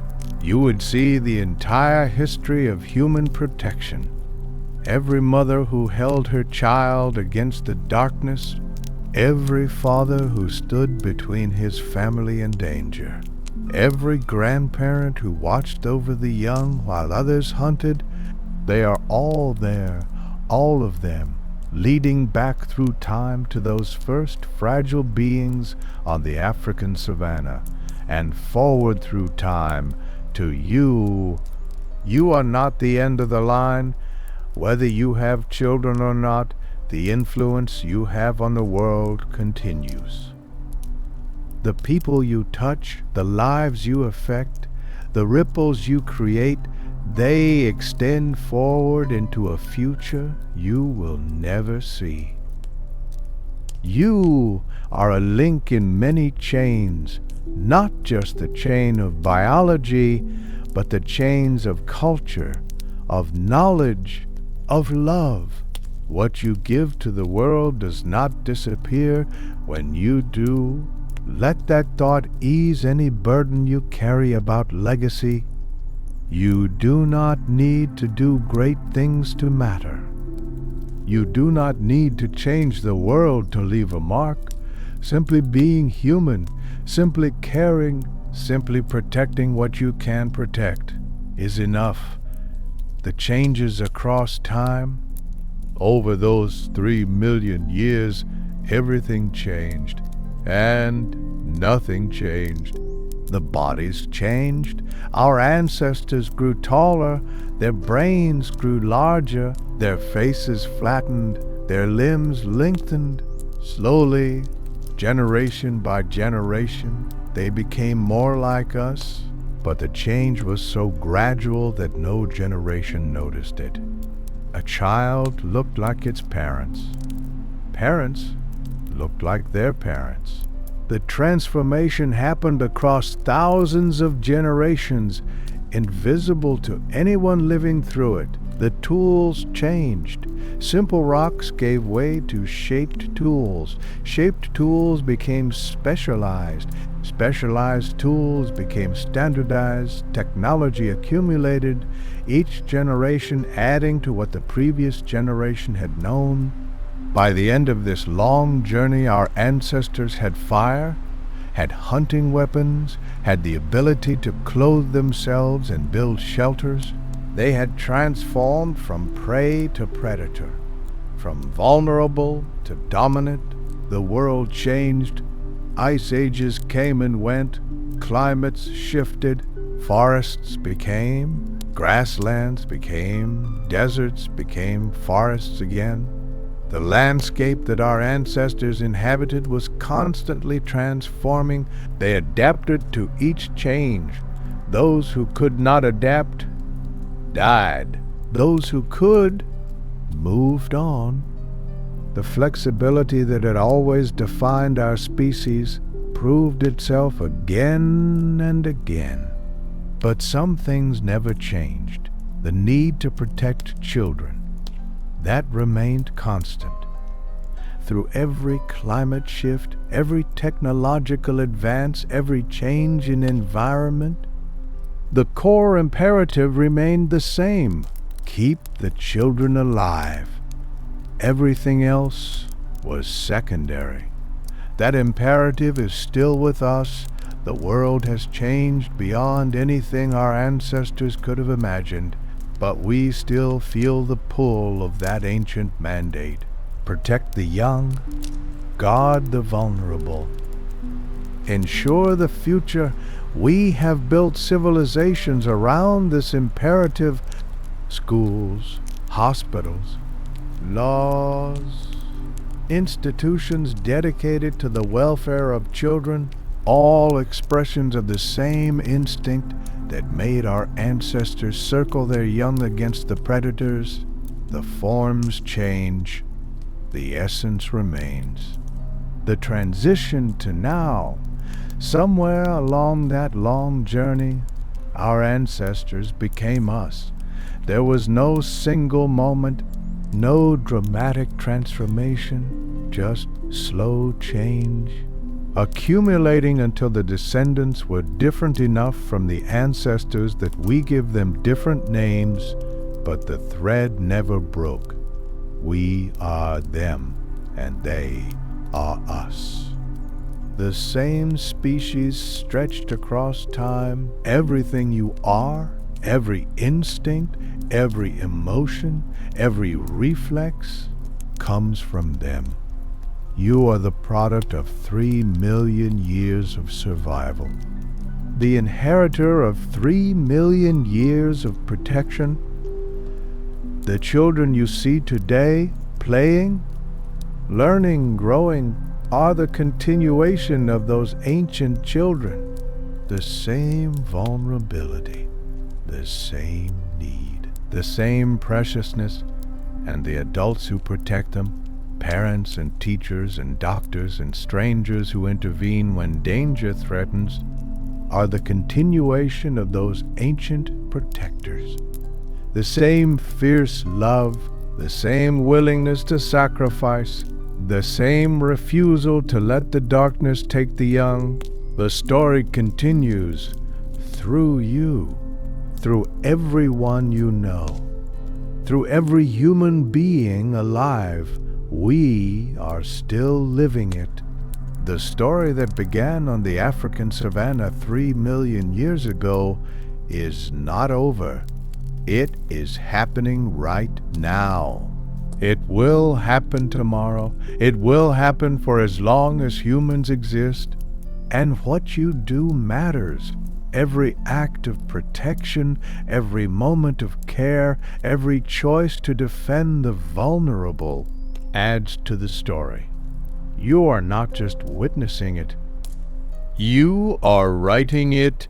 Let that be a comfort and a challenge. The ancestors did their part. They faced their dangers. They protected their children. They passed the chain to the next generation. Now it is your turn, not to face the same dangers, but to face your own. Not to protect against the same threats, but to protect against the threats of your time. You are capable of this. You come from people who survived everything. Their strength is in you. Their courage is in you. Their love is in you. And tonight, that strength can rest. That courage can ease. That love can simply exist without needing to act. Tomorrow, the work continues. But tonight, there is only peace. The sounds of life. We have talked about words, about language developing over millions of years. But before words, there were sounds. Our ancestors communicated constantly. Grunts and calls and screams and coos, a vocabulary of vocalizations that conveyed meaning without grammar.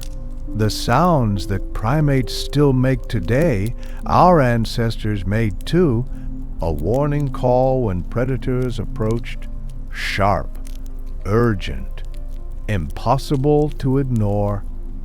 A food call when something edible was discovered, inviting others to share, building bonds through generosity. A distress call when danger struck, summoning help. Mobilizing the group. A contact call just to say, I am here. Maintaining awareness of each other's locations. Staying connected even when out of sight. Children learned these sounds early, before they could walk. They could vocalize. Before they could feed themselves, they could call for food. Before they could flee, they could summon help. The sounds were survival.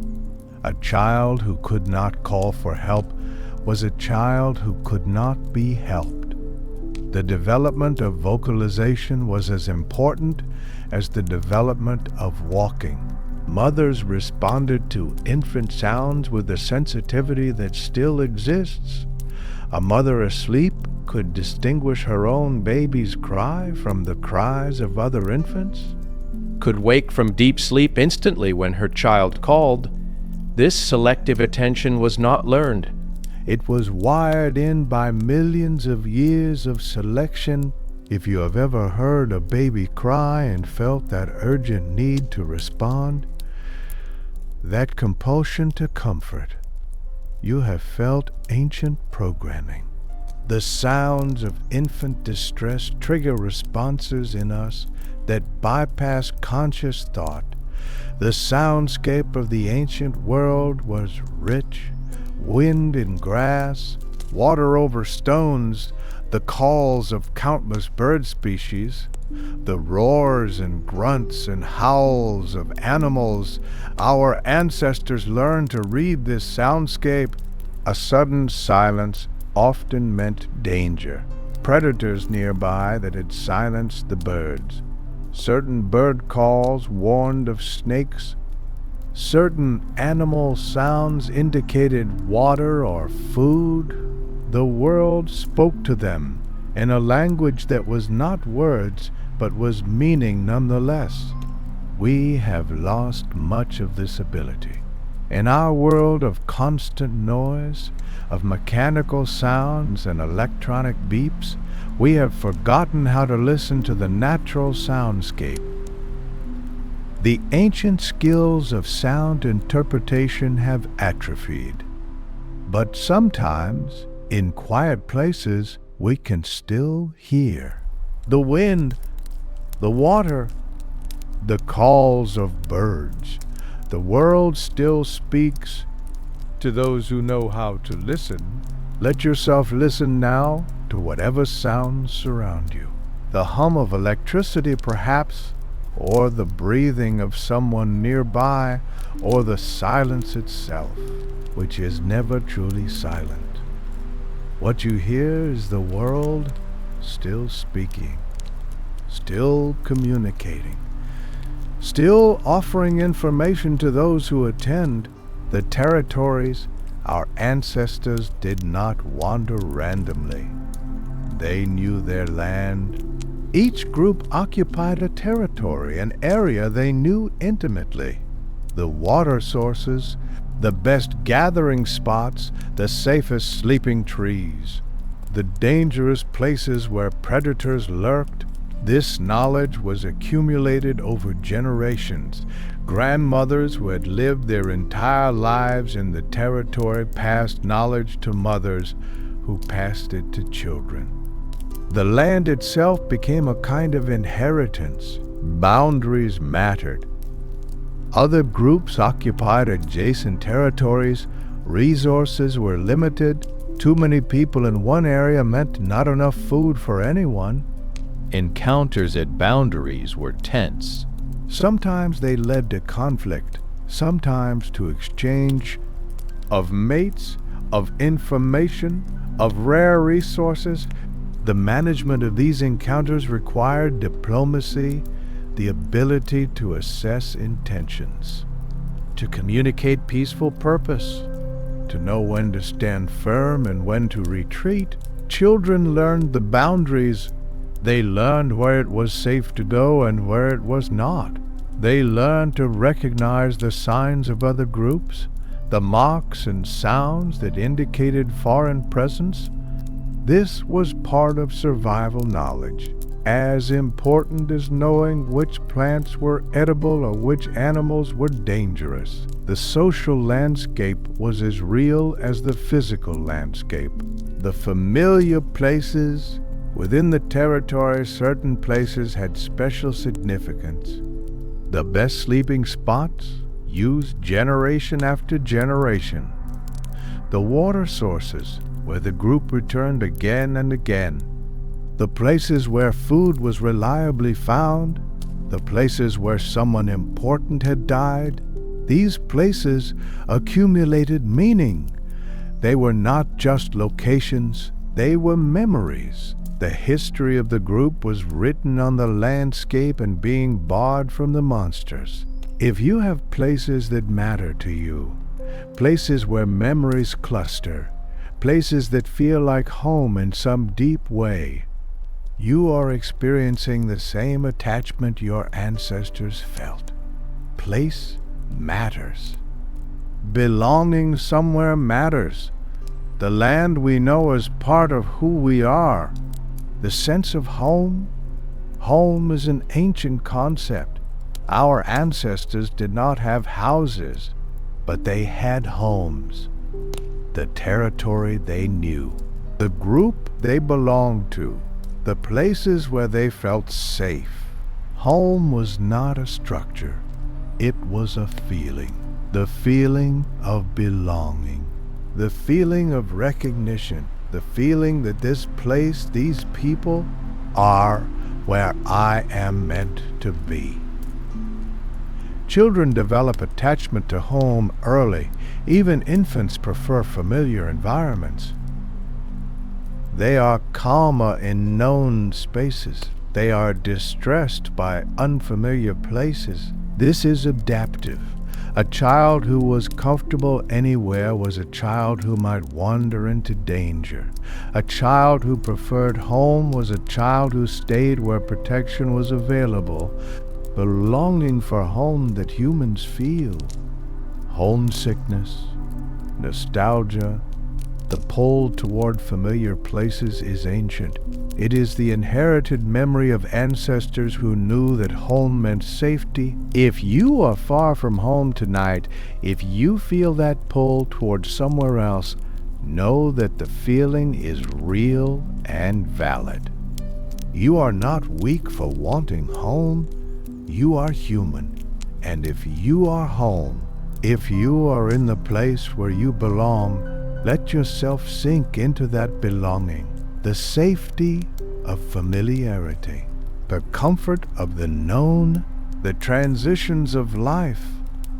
Our ancestors' lives were marked by transitions, stages that changed everything. Infancy gave way to childhood. The helpless baby became a toddler who could walk, who could begin to help, who was no longer completely dependent.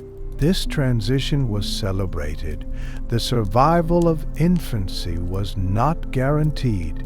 A child who reached toddlerhood had beaten significant odds. Childhood gave way to adolescence. The body changed. New capabilities emerged. New responsibilities were assumed. This transition was dangerous. Adolescents took risks, pushed boundaries, tested their growing abilities in ways that sometimes ended badly. But risk-taking was necessary. Young adults needed to develop skills, to test themselves, to prove their worth to the group. The risks were part of becoming adult. Adolescence gave way to adulthood, full membership in the group, the responsibilities of protection and provision, the privilege of reproduction. This transition was the goal. Everything in childhood pointed toward this moment. The skills learned, the relationships built, the character developed, all came together in adult life. Adulthood gave way to elderhood. Strength faded, but wisdom accumulated. The body could do less, but the mind knew more. This transition was bittersweet. The loss of physical capability was real, but the gain in status, in being listened to, in being valued for knowledge rather than strength, was compensation. And elderhood gave way to death. Every life ended. Our ancestors knew this. They saw it constantly. They understood that the cycle would come for them too. But before death, they passed on what they had learned. They protected one last generation. They gave everything they could to the future. This is still our pattern. The stages have different names now, different markers, but the arc is the same. Dependence to independence to interdependence to wisdom to rest. You are somewhere on that arc. Whatever stage you are in, it is valid. It is part of the pattern that has governed human life for millions of years.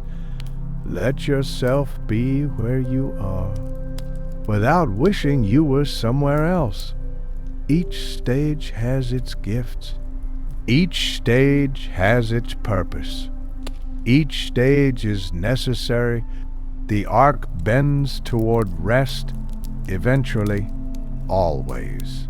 The arc bends toward rest. The activity slows. The vigilance eases. The protection that was given is returned by those we protected. This is the promise of the cycle. If you give care, care will be given to you. If you protect, you will be protected. The debts we accumulate across a lifetime are repaid when we need them most. You are building those debts now. Every act of care, every moment of protection, every time you put another's welfare before your own. These are investments in your own future and in the future of everyone you touch. Let that knowledge comfort you. The caring is not wasted. The protection is not lost. Everything you give returns. Perhaps not in the same form, perhaps not from the same people, but it returns. This is the economy of love, as old as our species. Give and receive. Protect and be protected.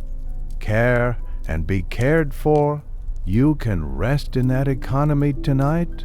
The accounts are balanced, or they will be. The universe remembers what you have given, even when individuals forget. Sleep now in that assurance. Sleep as your ancestors slept after days of giving and protecting and caring. The rest that is earned, the peace that follows effort. The cycle continues tomorrow. The giving and protecting and caring will resume. But tonight, there is only rest. The long view we have traveled through 3 million years tonight, Watching our ancestors protect their young against a world that wanted to devour them. But the story is even older than that. The instinct to protect offspring is ancient beyond measure.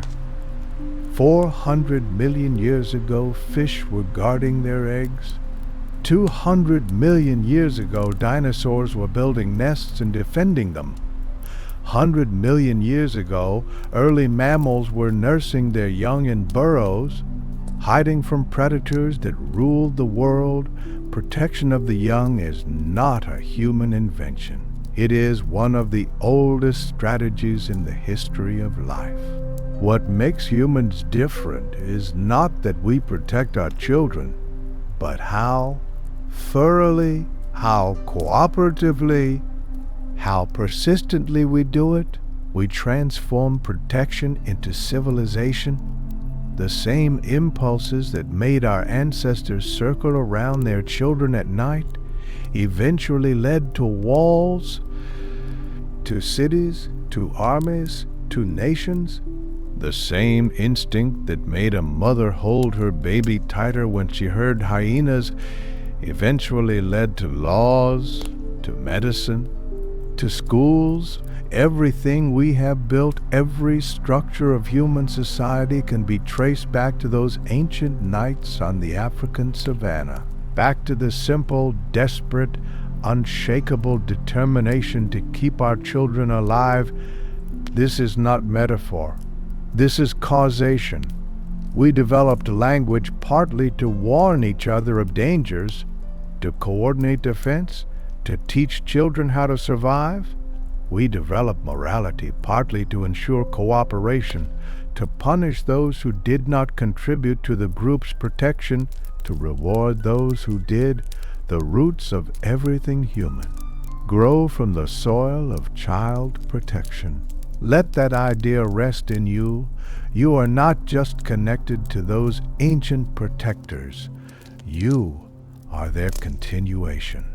Their purpose is your purpose, whether you have children of your own or not. Every time you feel concerned for a child's safety, every time you act to protect someone vulnerable, you are fulfilling a mandate written into your genes 3 million years ago. The predators are different now. Lions and hyenas no longer hunt our children, at least not in most of the world. The dangers have changed. Disease, accident, poverty, violence of other kinds, but the instinct remains. We still circle the wagons. We still watch through the night. We still do whatever it takes to give the next generation a chance. The forms change, the essence does not. Perhaps you have worried about a child, your own or someone else's. Perhaps you have lain awake wondering if they are safe, if they will be okay. If you are doing enough, that worry is love. That worry is 3 million years of evolution telling you that children matter, that protection matters, that the future depends on what we do right now. The worry is exhausting. The vigilance is endless. But it has always been this way. Every generation has watched, has worried, has done what they could. And here we are, 8 billion of us. Proof that it worked. proof that the watching mattered. The children who survived those ancient nights became parents themselves. They passed on their genes and their fears and their love. Generation after generation, the chain unbroken. You are a link in that chain. Whether you have children or not, you carry the inheritance. You carry the instincts. You carry the capacity for protection that evolution spent millions of years building, and someday the chain will continue beyond you. Through children of your body, or children you have influenced, or simply through the way your existence shapes the world. We are all part of something larger than ourselves. Let that be a comfort as the night deepens around you. You are not alone in time. You are connected to every parent who has ever lived, every protector, every watcher in the darkness. They stand behind you, an endless chain of guardians stretching back to the beginning of life itself.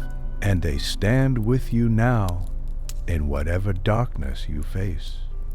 Their strength is your strength. Their courage is your courage. Their love, which kept the children alive through every danger, is your love.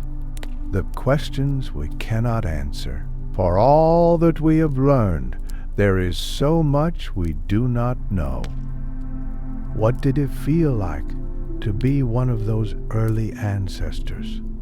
To wake each morning knowing that today might be the day the predators succeed. To watch your children constantly, never able to relax, never able to fully rest. We cannot know. They left no words. Their thoughts vanished when their brains stopped firing. Only bones remain, and the tools they made, and the marks on both that tell fragmentary stories. Were they happy? Happiness seems like a strange question to ask about survival, but even in the hardest lives, there are moments of joy, the warmth of sun after cold nights, the satisfaction of a successful hunt, the peace of a baby sleeping safely in your arms. Our ancestors must have known these feelings. The brain chemistry of happiness evolved long before we did. The capacity for joy is ancient as the capacity for fear. Perhaps there were evenings when the group gathered, when food was abundant, when the children played and the adults rested, when life felt good despite everything trying to end it. Perhaps those moments were what made the struggle worthwhile. We cannot know for certain, but we can imagine. And in imagining, we honor them. We recognize that they were not just survival machines, but beings with inner lives, with hopes and fears and loves that were as real as ours.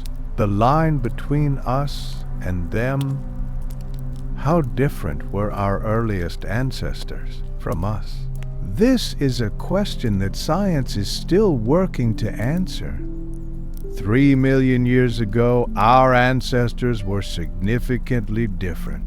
Smaller brains, different body proportions, probably limited language, if any. But they were also recognizably human. They walked upright. They used tools. They lived in social groups.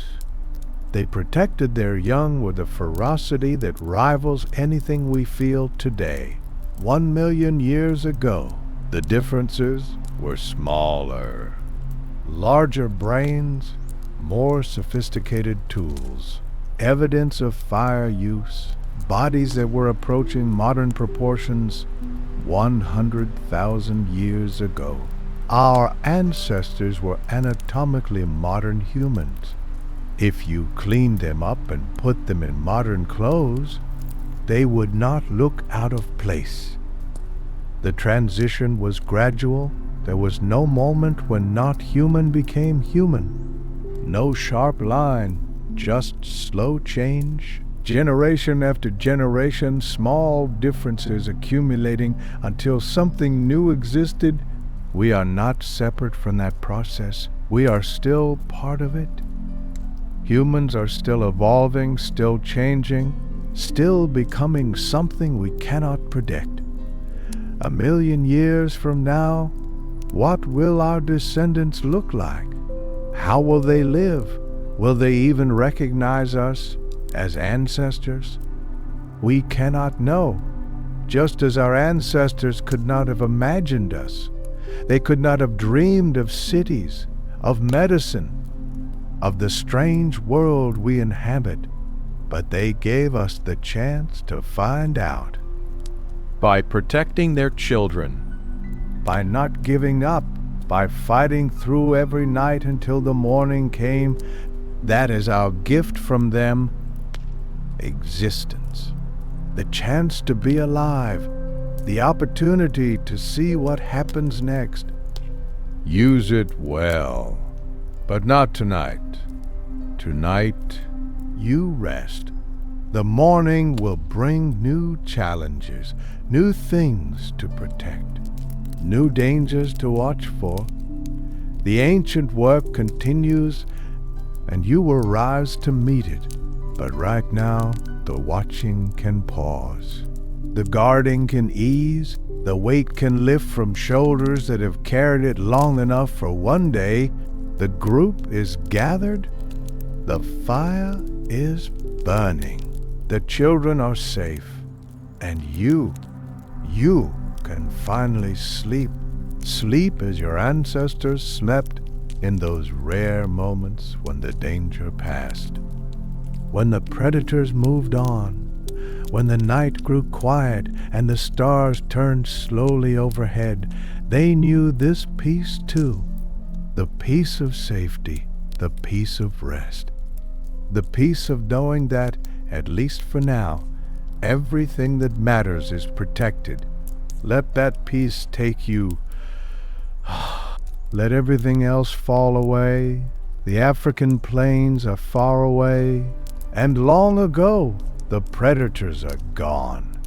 The ancient nights have ended, but the love remains. The protection remains. The fierce determination to guard the vulnerable, that remains forever. Sleep now in the embrace of that love. Sleep. As the children slept, surrounded by those who would never let them fall. Sleep, sleep, but before you drift away completely, one more thought. Tonight we traveled to the very beginning. We walked with our earliest ancestors, those small, fragile beings who somehow survived against every predator that wanted to destroy them. We learned how they protected their young with bodies and tools and fire and community. We learned how that protection became everything we are, but the story does not end there. As millions of years passed, our ancestors spread across the world. They encountered new environments, new challenges, new dangers that required new solutions. Some of them went north into Europe, into lands of ice and cold and endless winter. Lands where the challenge was not predators, but the cold itself. These were the Neanderthals, and the challenges they faced were unlike anything their ancestors had known. Temperatures that dropped to 40 below zero, ice sheets that covered entire continents, winters that lasted 8 months of the year. How did they keep their children warm when the world itself was trying to freeze them? How did they survive conditions that should have been impossible? How did they endure for 200,000 years in a frozen world that gave them nothing? The answer is waiting for you. In a video called How Neanderthals Survived the Ice Age Without Freezing to Death, everything we learned tonight about protection, about community, about the fierce determination to keep our young alive, the Neanderthals took it further than anyone before or since. They did not just survive the cold, they mastered it. They built lives in conditions that would kill us in hours. They raised children in a world of ice and darkness, and the way they did it will change how you understand what humans are capable of. But that story can wait until you are ready. Until another night, when the questions call you back.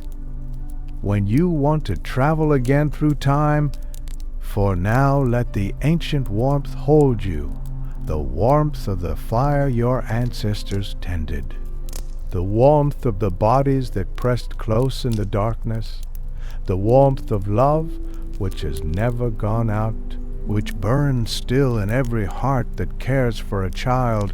The Neanderthals are waiting, frozen in time, ready to share their secrets, but you are here, in this moment, in this warmth, in this peace.